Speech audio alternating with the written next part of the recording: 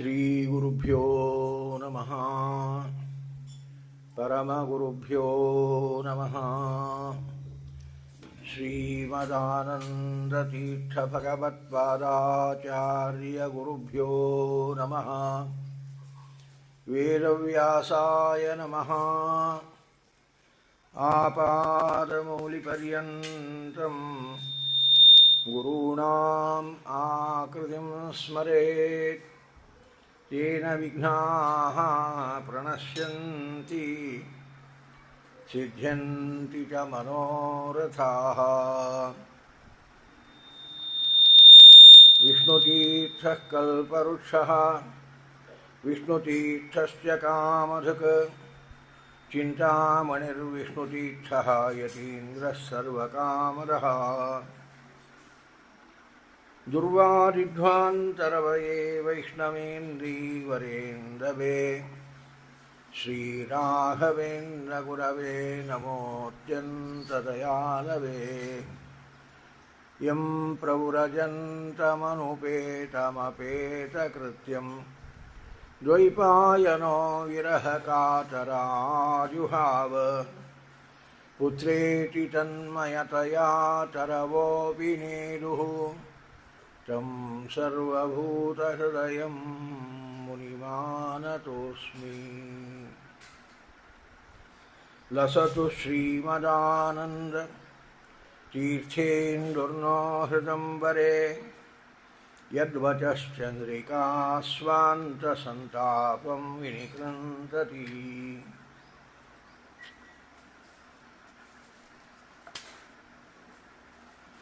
ಓಂ ಜನ್ಮಾದ್ಯಸ್ಯ ಯತೋನ್ಮಯಾದಿತರತಶ್ಚಾರ್ಥೇಷ್ವಭಿಜ್ಞಸ್ವರಾಟ್ ತೇನೇ ಬ್ರಹ್ಮಹೃದಾಯಾದಿಕವಯೇ ಮುಹ್ಯಂತಿ M ಸೂರಯಃ. ತೇಜೋ ವಾರಿಮೃದಾಂ ಯಥಾ ವಿನಿಮಯೋ ಯತ್ರ ತ್ರಿಸರ್ಗೋ ಮೃಷಾ. ಧಾಮ್ನಾ ಸ್ವೇನ ಸದಾ ನಿರಸ್ತಕುಹಕಂ ಸತ್ಯಂ ಪರಂ ಧೀಮಹಿ. ನಾರಾಯಣಂ ನಮಸ್ಕೃತ್ಯ ನರಂ ಚೈವ ನರೋತ್ತಮಂ ದೇವೀಂ ಸರಸ್ವತೀಂ ವ್ಯಾಸಂ ತತೋ ಜಯಮುದೀರಯೇತ್. ದೇವಭೂತ್ಯಪಿ ಸಂದೇಶಂ ಗೌರವೇಣ ಪ್ರಜಾಪತೇಃ ಸಮ್ಯಕ್ ಶ್ರದ್ಧಾಯ ಪುರುಷಂ ಕೂಟಸ್ಥಂ ಅಭಜದ್ಗುರುಂ. ಸ್ವಸ್ತ್ಯಸ್ತು ಶ್ರೀಮದ್ಭಾಗವತೆ ಮಹಾಪುರಾಣೆ ತೃತೀಯಸ್ಕಂಧೆ ಅದ್ಯ ಕಥಾ ಪ್ರಸಕ್ತಿ. ಕರ್ದಮರು ಭಗವಂತನ ಆಜ್ಞೆಯಂತೆ ಸ್ವಯಂಭೂ ಮನುವಿನ ಮಗಳಾದ ದೇವಹೂತಿಯನ್ನು ವಿವಾಹವಾಗಿದ್ದಾರೆ.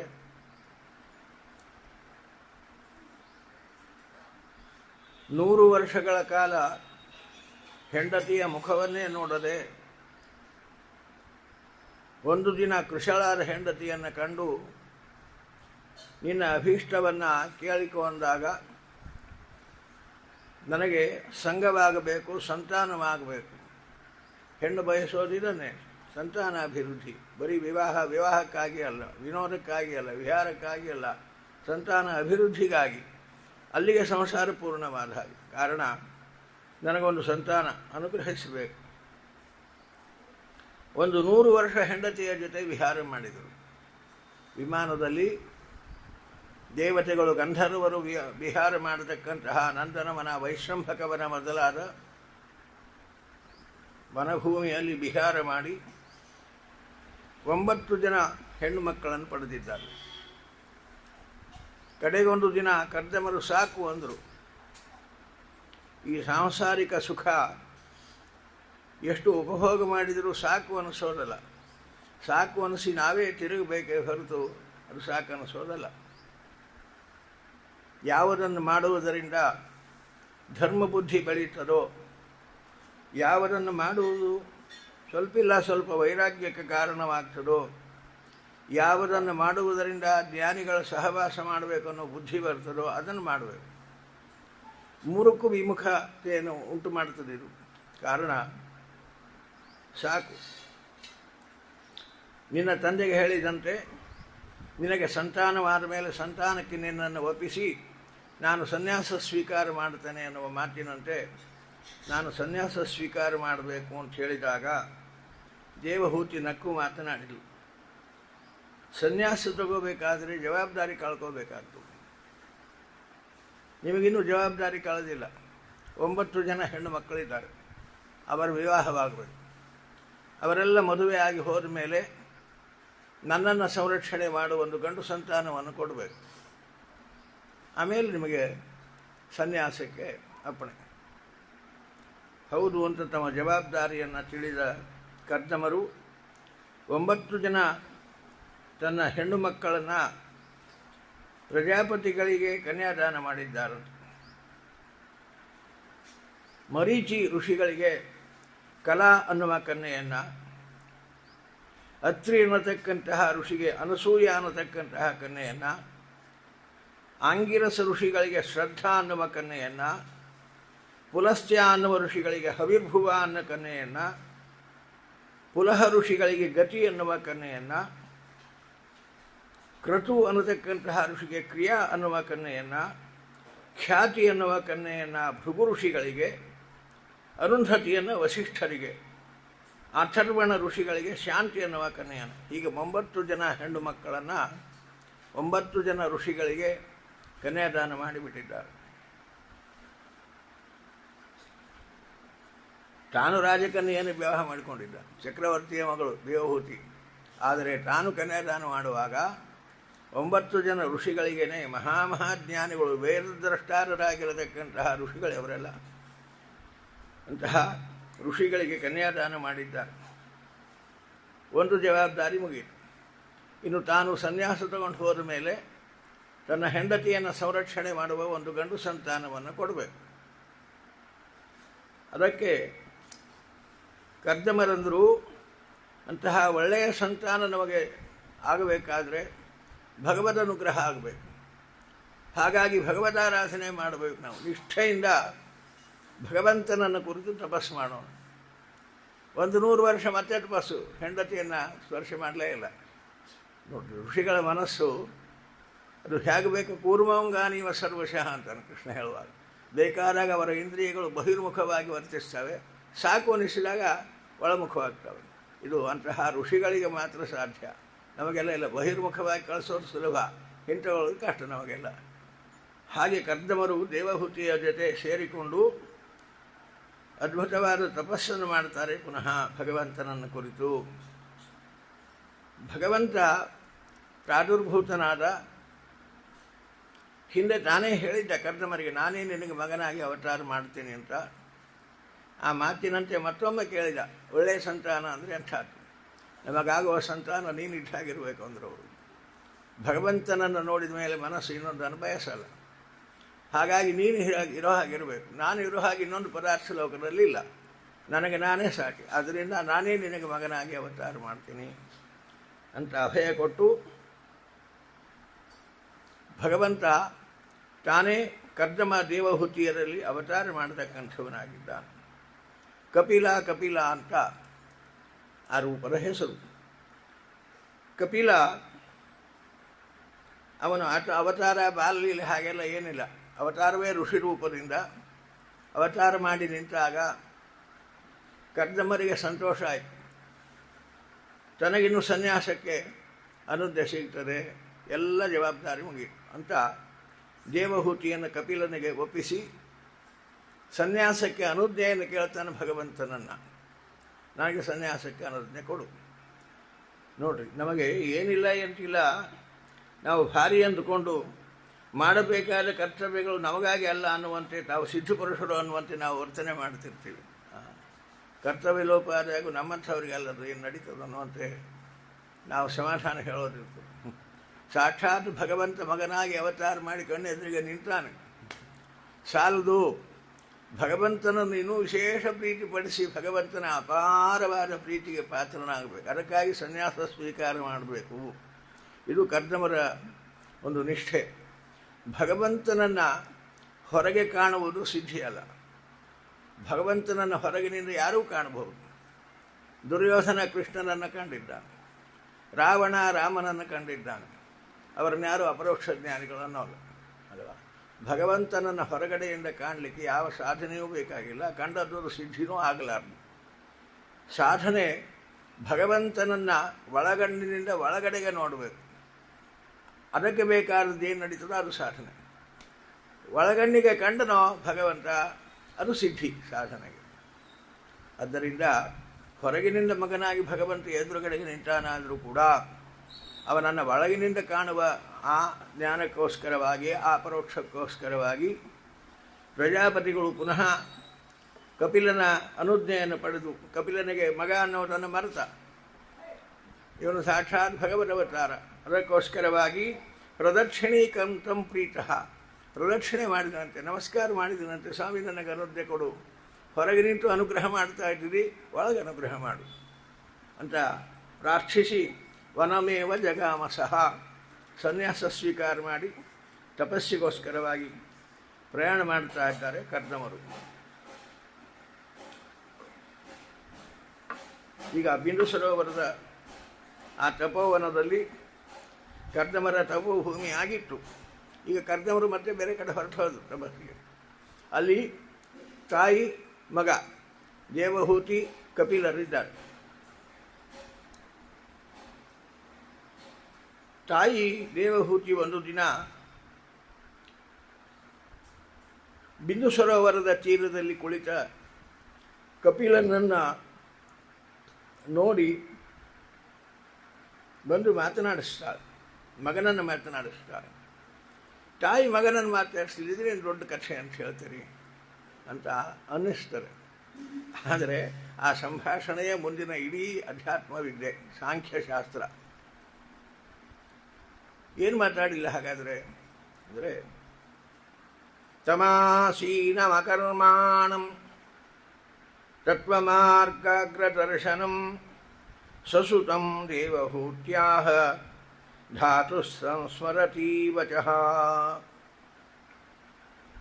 ತಸ್ಮಿನ್ ಬಿಂದುಸರೆ ವಾಸೀತ್ ಭಗವಾನ್ ಕಪಿಲಃ ಕಿಲ. ಮಗ ಅಂತ ಕಾಣಲಿಲ್ಲ. ಇಲ್ಲಿ ಕುಳಿತಿರತಕ್ಕಂತಹ ಬಿಂದು ಸರೋವರದ ತೀರದಲ್ಲಿ ಆಸೀನನಾಗಿ ಕುಳಿತಿದ್ದಾನೆ. ತನ್ನ ರೂಪವನ್ನೇ ತಾನು ಧ್ಯಾನ ಮಾಡ್ತಾ ಕೂತಿದ್ದಾನೆ. ಅಂತಹ ಕಪಿಲನನ್ನು ಕಂಡು ಮಗ ಅನ್ನುವ ಅಭಿಮಾನವನ್ನು ತೊರೆದು, ಯಾರಿವನು?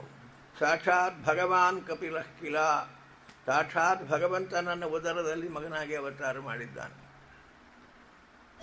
ಆದ್ದರಿಂದ ಈ ಕಾಲವನ್ನು ನಾನು ವ್ಯರ್ಥ ಮಾಡ್ಕೋಬಾರ್ದು.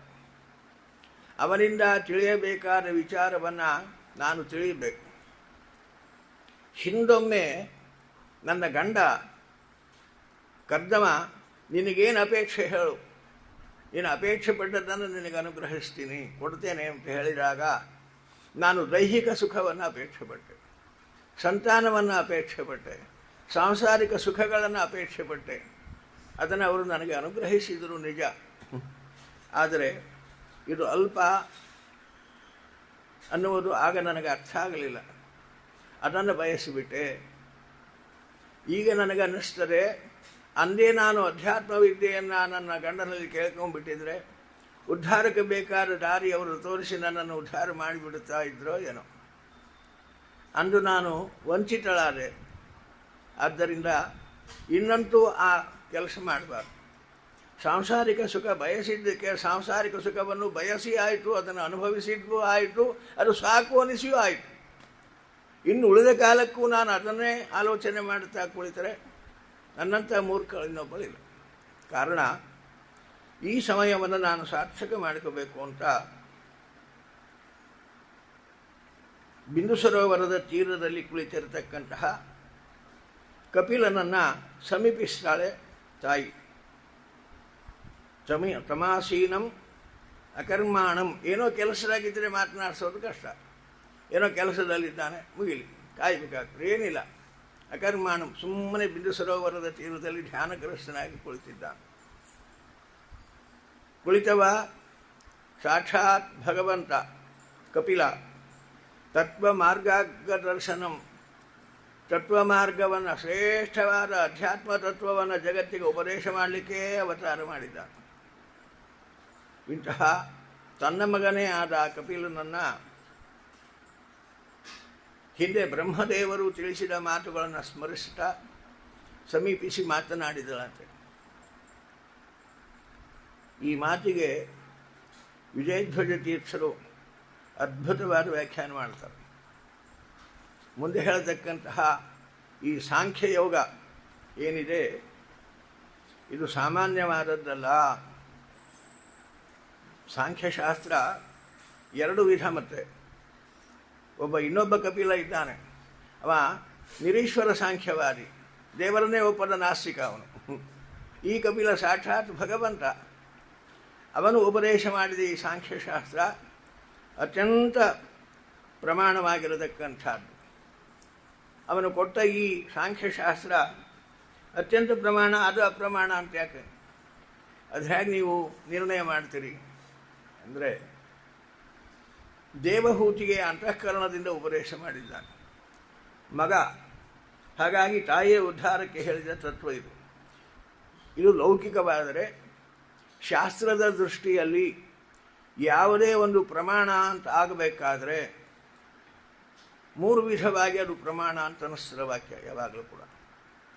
ಆಪ್ತಿಮೂಲತೆಯ ಚೈವ, ಶ್ರುತಿಮೂಲತೆಯ ತಥಾ, ಯುಕ್ತಿಮೂಲತೆಯ ಚೈವ ಪ್ರಾಮಾಣ್ಯಂ ತ್ರಿವಿಧಂ ಸ್ಮೃತಂ ಅಂತಾರೆ ಆಚಾರ್ಯ.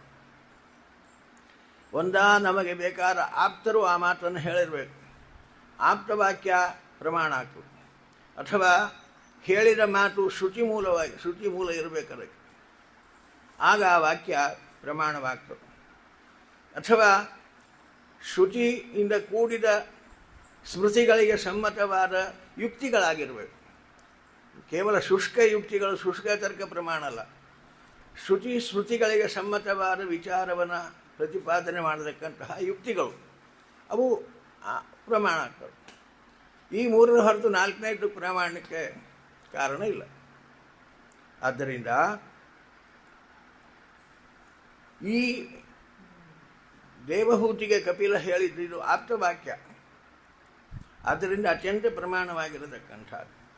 ಆಪ್ತರು ಅಂತ ನೀವು ಹೆಂಗೆ ನಿರ್ಣಯ ಮಾಡ್ತೀರಿ ಅಂದರೆ, ಆಪ್ತರು ಅಂತ ಯಾರು ಆಗ್ತಾರೆ, ಯಾರು ಆಪ್ತರು ಅಂತ ಅನ್ಬೇಕು. ಆಪ್ತರು ಅಂದರೆ ಬೇರೆ ನಮ್ಮ ಸಂಬಂಧಿಗಳು ಆಪ್ತರಾಗಬೇಕು. ಈ ಸಂಬಂಧಿಗಳು ಮೋಸ ಮಾಡ್ಬೋದು, ಸಂಬಂಧಿಗಳು ಮೋಸ ಮಾಡದೇ ಮಾಡ್ತಾರೆ. ಆದರೆ ನಿಜವಾಗಿ ಆಪ್ತ ಅಂದರೆ ಯಾರನ್ನು ಆಪ್ತ ಅಂತ ತಿಳಿಬೇಕು. ಯಾರ ಆಪ್ತವಾಕ್ಯ ನಮಗೆ ಪ್ರಮಾಣ ಆಗ್ತದೆ ಅಂದರೆ, ಶಾಸ್ತ್ರಕಾರರಂತಾರೆ ನಮಗೆ ಉಪದೇಶ ಮಾಡುವ ವ್ಯಕ್ತಿ ಆಪ್ತ ಅಂತ ಆಗಬೇಕಾದ್ರೆ ಅವನಿಗೆ ವಿವಕ್ಷಿತಾರ್ಥ ತತ್ವಜ್ಞಾನ ಸರಿಯಾಗಿರಬೇಕು. ತತ್ವಜ್ಞಾನ ಏನು ಹೇಳಬೇಕು ಆ ವಿಷಯವನ್ನು ಅವನು ಚೆನ್ನಾಗಿ ತಿಳಿದಿರಬೇಕು. ಅದರ ವಿಷಯಕವಾದ ಒಳ್ಳೆಯ ಜ್ಞಾನ ಅವನಿಗಿರಬೇಕು. ನಂತರದಲ್ಲಿ ಅಭಿಪ್ರಲಿಪ್ಸ, ಮೋಸ ಮಾಡಬೇಕು ಅನ್ನೋ ಭಾವನೆ ಇರಬಾರ್ದು. ಇದು ಎರಡನೇದು. ಮತ್ತು ಕರ್ಣಪಾಠವೂ ಬೇಕು. ತೊದಲು ಏನೋ ಹೇಳಿದ್ದೇನೋ ಅರ್ಥ ಆದದ್ದೇನೋ ಅಲ್ವಾ, ಹಾಗಾಗೋ ಸಂಭವ ಇರ್ತದೆ. ಅದರಿಂದ ಕರ್ಣಪಾಠವ ಇರಬೇಕು. ಇದು ಮೂರು ಇದ್ದರೆ ಅವನು ಆಪ್ತ ಅಂತ ಅನ್ನಿಸ್ತಾನೆ. ಇದು ಶಾಸ್ತ್ರದಲ್ಲಿ ಕೆಲವು ಶಾಸ್ತ್ರದ ವಿಚಾರ ಹೇಳ್ತಾರೆ. ಕೆಲವರಿಗೆ ಅರ್ಥ ಆಗ್ತದೋ ಆಗೋಲ್ಲ ಬೇಡ, ವಿಶ್ವತೀರ್ಥರಿಗೆ ಸಂತೋಷ ಆಗ್ತದೆ. ಕೆಲವು ಅವರ ಪ್ರೀತಿಗಾಗಿ ಹೇಳೋದಿಲ್ಲ ಅಷ್ಟೇ.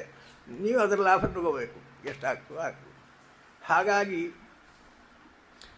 ಆಪ್ತ ಅಂತ ಆಗಬೇಕಾದ್ರೆ ವಿವಕ್ಷಿತಾರ್ಥ ತತ್ವಜ್ಞಾನ ಇರಬೇಕು, ಅಭಿಪ್ರಲಿಪ್ಸ ಇರಬೇಕು, ಕರ್ಣಪಾಠವೇ ಇರಬೇಕು.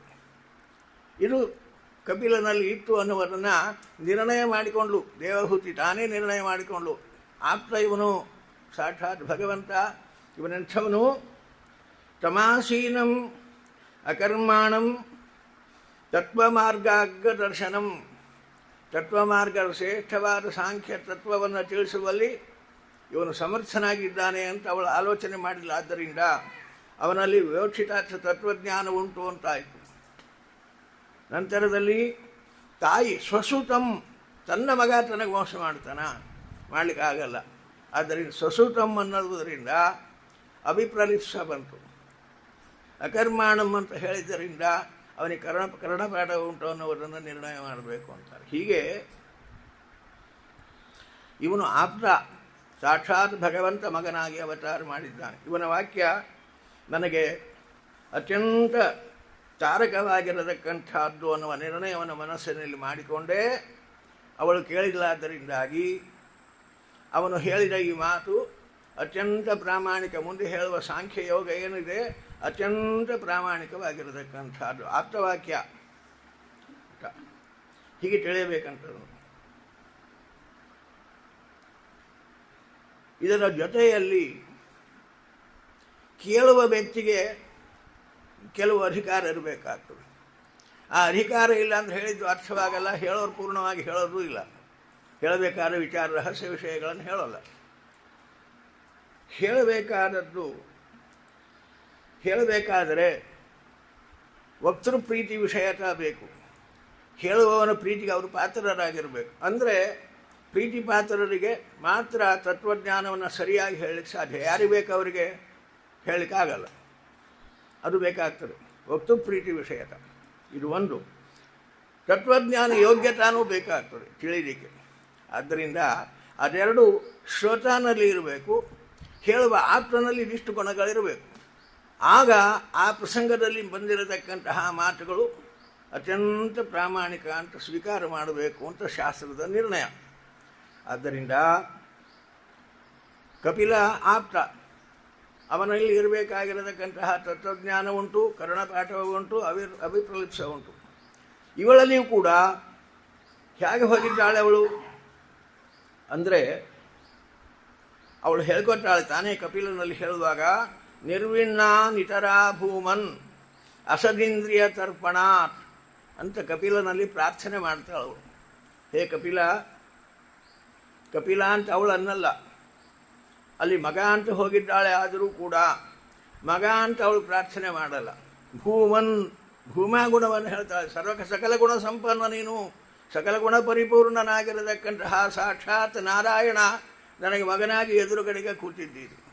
ಹೇ ಭೂಮನ್, ನೀನು ಸರ್ವಜ್ಞ, ಸರ್ವಸಮರ್ಥ, ಇಂತಹ ಅನಂತ ಗುಣ ಪರಿಪೂರ್ಣನಾಗಿದ್ದಿ. ಆದ್ದರಿಂದ ನೀನು ಮಾತ್ರ ಸರಿಯಾದ ಮಾರ್ಗವನ್ನು ದರ್ಶನ ಮಾಡಲಿಕ್ಕೆ ಸಮರ್ಥ ಅನ್ನುವ ವಿಶ್ವಾಸ ಅವಳು ತೋರಿಸ್ತಾಳೆ.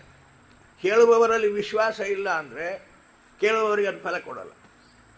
ಅದರಿಂದ ಆ ವಿಶ್ವಾಸದಿಂದ ಅವಳು ಕೇಳ್ತಾಳೆ, ನಿರ್ವಿಣ್ಣಾನಿತರಾಮ್, ನಾನು ನನ್ನ ಗಂಡ ಅಂದೇ ಕೇಳಿದಾಗ ಈ ತತ್ವಜ್ಞಾನವನ್ನು ಕೇಳಿದರೆ ಅವರು ಕೊಡ್ಲಿಕ್ಕೆ ಸಮರ್ಥರಿದ್ದರು, ಕೊಡ್ತಾ ಇದ್ದರೋ ಏನೋ.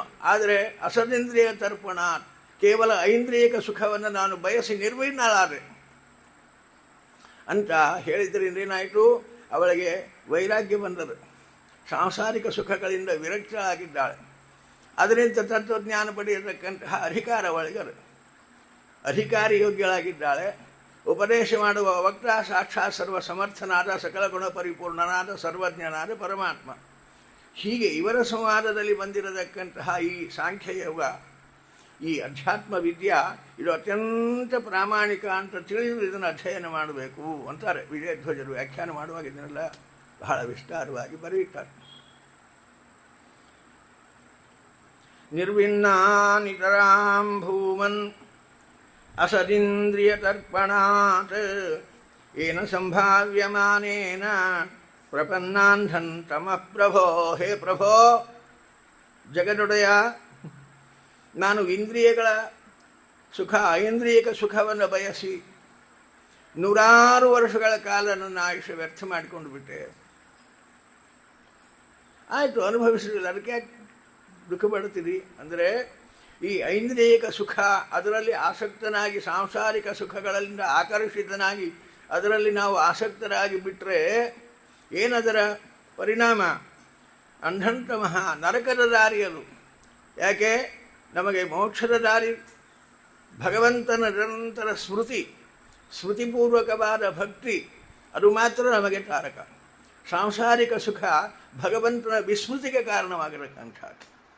ಇಂತಹ ಭಗವಂತನ ವಿಸ್ಮೃತಿಗೆ ಕಾರಣವಾದ ವೈಷಯಿಕ ಸುಖ ಇದು ನರಕದ ದಾರಿ ಆ ರೀತಿಯ ಹೊರತು ಎಂದಿಗೂ ಮೋಕ್ಷದ ದಾರಿ ಆಗಲಾರದು.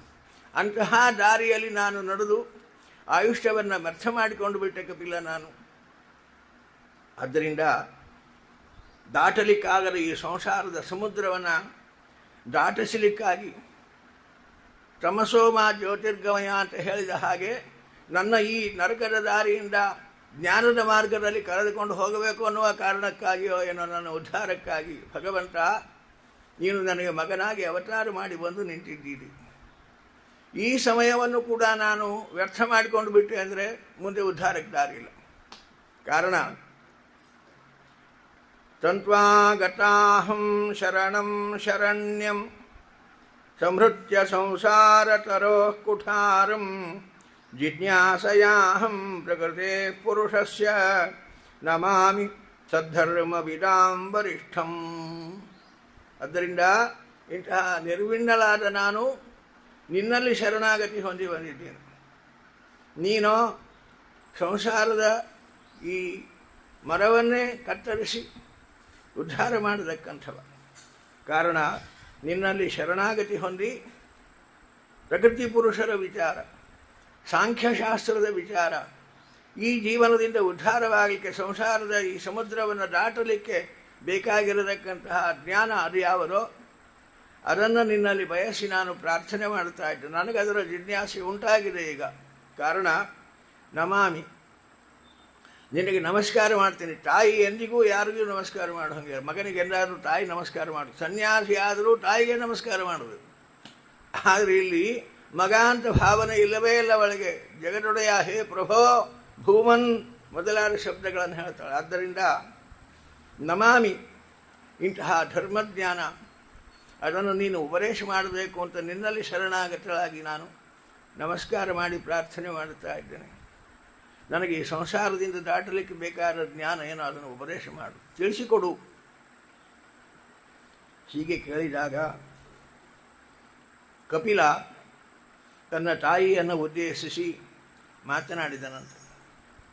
ಯೋಗ ಆಧ್ಯಾತ್ಮಿಕ ಪುಂಸಾಂ ಮತೋ ನಿಶ್ರೇಯಸಾಯ ಮೇ ಅತ್ಯಂತೋ ಪರತಿರ್ಯತ್ರ ದುಃಖಸ್ಯ ಸ ಸುಖಸ್ಯ ಚ. ಅಧ್ಯಾತ್ಮಯೋಗ ಇದೊಂದೇ ಮೋಕ್ಷದ ದಾರಿ. ಎಲ್ಲಿಯವರೆಗೆ ಅಧ್ಯಾತ್ಮಯೋಗ ಅರ್ಥವಾಗಲಿಲ್ಲವೋ, ಅದನ್ನು ತಿಳಿದು ಆ ರೀತಿಯಾಗಿ ಉಪಾಸನೆಯನ್ನು ಮಾಡಲಿಲ್ಲವೋ, ಅಲ್ಲಿಯವರೆಗೆ ಈ ಸಂಸಾರದ ಸಮುದ್ರವನ್ನು ದಾಟಲಿಕ್ಕಾಗಲ್ಲ. ಸಂಸಾರದ ಸಮುದ್ರವನ್ನು ದಾಟಲಿಕ್ಕಿರುವ ಒಂದೇ ಒಂದು ಉಪಾಯ, ಅದು ಅಧ್ಯಾತ್ಮಯೋಗ. ಈ ಅಧ್ಯಾತ್ಮಯೋಗವನ್ನು ನಾನು ನಿನಗೆ ಹೇಳ್ತಾ ಇದ್ದೀನಲ್ಲ, ಇದು ಹೊಸದೇನಲ್ಲ. ಪುರಾಣ ಪ್ರಪಂಚದಲ್ಲಿ ಇದೊಂದು ರೀತಿಯ ಒಳ್ಳೆಯ ಸಂದೇಶ. ಅನೇಕ ಕಡೆ ನಾವು ಪುರಾಣದಲ್ಲಿ ಇದನ್ನು ನೋಡ್ತೇವೆ. ಯಾರೇ ಯಾವುದೇ ಪ್ರಶ್ನೆಯನ್ನು ಕೇಳಿದರೆ ಆ ಪ್ರಶ್ನೆಗೆ ಉತ್ತರ ಹೀಗೆ ಅಂತ ಯಾರೂ ಹೇಳಿದ್ದಿಲ್ಲ. ಇದನ್ನು ಹಿಂದೆ ಇಂಥವ್ರಿಗೆ ಹೇಳಿದ್ರು, ಅದನ್ನೇ ಇವತ್ತು ನಿನಗೆ ನಾನು ಹೇಳ್ತಾ ಇದ್ದೇನೆ. ಇದು ಹೊಸದಲ್ಲ. ಪ್ರಶ್ನೆ ಹಳೆಯದು, ಉತ್ತರವೂ ಹಳೆಯದು, ಮರೆಯಿತು ಅದೇ ಹೊಸತಾಯಿತು, ಇಷ್ಟೇ. ಹೀಗೆ ಒಂದು ಕ್ರಮವನ್ನು ನಾವು ಶಾಸ್ತ್ರದಲ್ಲಿ ನೋಡ್ತೇವೆ ಅಲ್ವಾ. ಹಾಗೆ ಕಪಿಲನು ಅಂತಾನೆ, ಈ ನಿನಗೆ ಹೇಳುವ ಅಧ್ಯಾತ್ಮಯೋಗ, ಈ ಚಿಂತನೆ ಏನದೆ, ಇದನ್ನು ನಾನು ಹಿಂದೆ ಋಷಿಗಳ ಯಜ್ಞದಲ್ಲಿ ಋಷಿಗಳಿಗೆ ಉಪದೇಶ ಮಾಡಿದ್ರು. ಆ ಋಷಿಗಳು ಇದನ್ನು ಶ್ರವಣ ಮಾಡಿದರು, ಹೊಸದೇನಲ್ಲ. ಇವತ್ತು ನಿನಗೆ ಹೊಸದಾಗಿ ಇದನ್ನು ಮತ್ತೊಮ್ಮೆ ಹೇಳ್ತಾ ಇದ್ದೀನಿ, ಇಷ್ಟೇ. ನೋಡಿ, ಅವರ್ಯಾರೂ ಕೂಡ ಇದು ಹೊಸದು ನಾನು ಹೇಳ್ತೀನಿ ಅಂತ ಹೇಳಿದ್ದಿಲ್ಲ. ನಾವು ಮಾತ್ರ ನಾನು ಹೇಳಿದೆ ಚೆಂದಾಗಿದ್ದನ್ನೇ ಹೇಳ್ತೀನಿ, ಚೆಂದಾಗಿ ಹೇಳಿದ್ನೋ ಇಲ್ಲ, ಹೀಗೆಲ್ಲ ನಮಗೆ ನಾನು ಹೇಳಿದೆ ಅನ್ನುವ ಒಂದು ಅಹಂಕಾರ ನಮಗಿರ್ತದೆ. ಹಿಂದಿನ ಪ್ರವಚನಕಾರರಲ್ಲಿ ಎಲ್ಲಿ ನೋಡಿರಲ್ಲಿ ಪುರಾಣದಲ್ಲಿ ಈ ವಿಷಯ ಬಹಳ ಎತ್ತಿ ತೋರಿಸ್ತಾರೆ.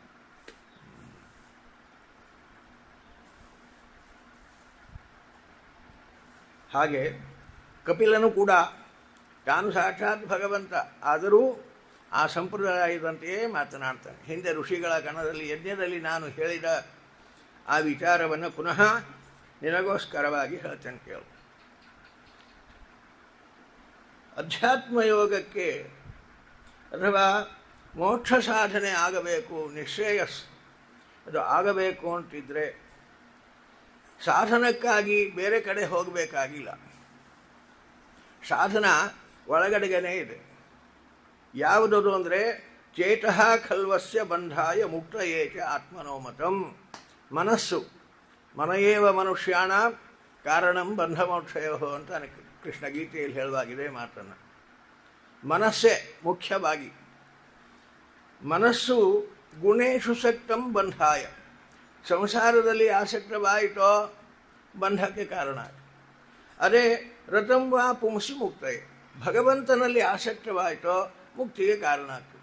ಈಗ ಮನಸ್ಸು ಏನನ್ನು ಆಲೋಚನೆ ಮಾಡುತ್ತಾ ಇದೆ ಅನ್ನುವುದರ ಮೇಲೆ ನಮ್ಮ ಸಾಧನೆ ನಿರ್ಣಯ. ಅದಕ್ಕೆ ಆಕರ್ಷಣೆ ಎತ್ತಲಾಗದೆ ಅನ್ನೋದರ ಮೇಲೆ ನಮ್ಮ ಸಿದ್ಧಿ ಏನು ಅನ್ನೋದು ಗೊತ್ತಾಗ್ತದೆ.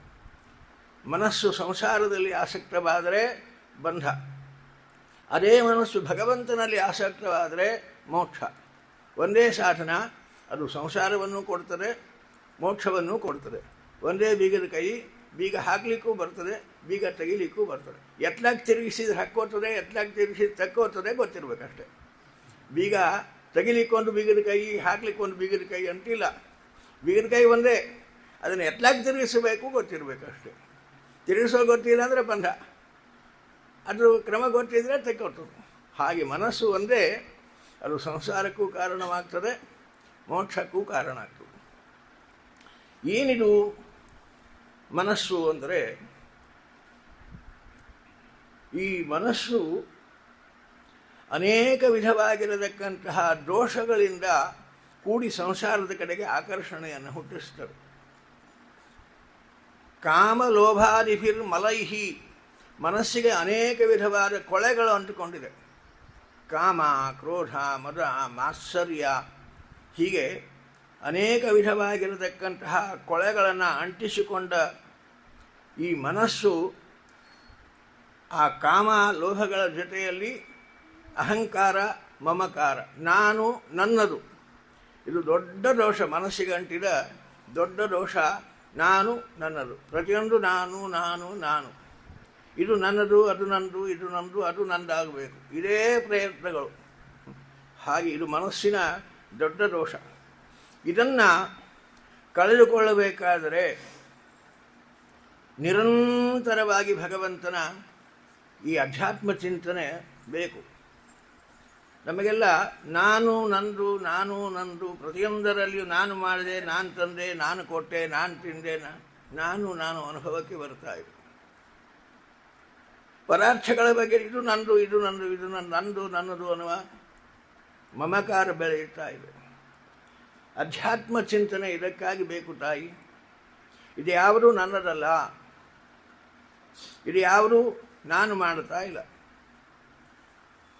ಇದನ್ನೇ ಕರ್ತೃತ್ವ ಅಭಿಮಾನ, ಸ್ವಾಮಿತ್ವ ಅಭಿಮಾನ ಅಂತ ರಾಘವೇಂದ್ರ ಸ್ವಾಮಿಗಳು. ಫಲಾಭಿಮಾನ, ಈ ಮೂರು ಅಭಿಮಾನಗಳು ನಮ್ಮನ್ನು ಕಟ್ಟಿ ಹಾಕಿವೆ. ಕಾರಣ ಸಾಧನದ ದೋಣಿ ಸಂಸಾರದ ಸಮುದ್ರದಲ್ಲಿ ಮುಂದೆ ಹೋಗ್ತಾ ಇಲ್ಲ, ಕಟ್ಟಿ ಹಾಕಿಬಿಟ್ಟದೆ.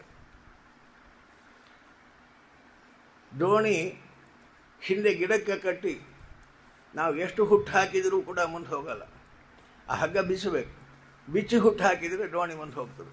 ನಮಗೆ ಕಾಮ ಲೋಭ ಅನ್ನತಕ್ಕಂತಹ ಹಗ್ಗಗಳನ್ನು ಮನಸ್ಸು ಎಳೀತಾ ಇದೆ.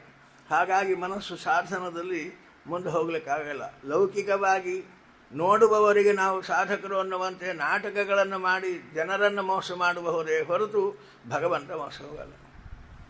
ಎಲ್ಲಿಯೇ ತನಕ ಈ ಕಾಮಕ್ರೋಧಾದಿಗಳನ್ನು ನಾವು ಕಳ್ಕೊಳ್ಳೋದಿಲ್ಲವೋ ಅಲ್ಲಿಯವರೆಗೆ ನಮಗೆ ಅಹಂಕಾರ ಮಮಕಾರಗಳು ಹೋಗಲ್ಲ. ಅಹಂಕಾರ ಮಮಕಾರಗಳು ಎಲ್ಲಿ ತನಕ ಹೋಗಲ್ವೋ ಸಾಧನೆಯಲ್ಲಿ ಮುಂದೆ ಹೆಜ್ಜೆಡ್ಡೆಲ್ಲರೂ ವ್ಯರ್ಥ. ನಿಂತಲ್ಲೇ ನಿಂತು ಇದ್ದಂಗಿರೋ ಸಿದ್ದೇಶ್ವರ ಅಂತ ಇದ್ದಲ್ಲೇ ಇರದೆ ಹೊರತು ಎರಡು ಹೆಜ್ಜೆ ಮುಂದೆ ಹೋಗ್ಲಿಕ್ಕೆ ಆಗಲ್ಲ.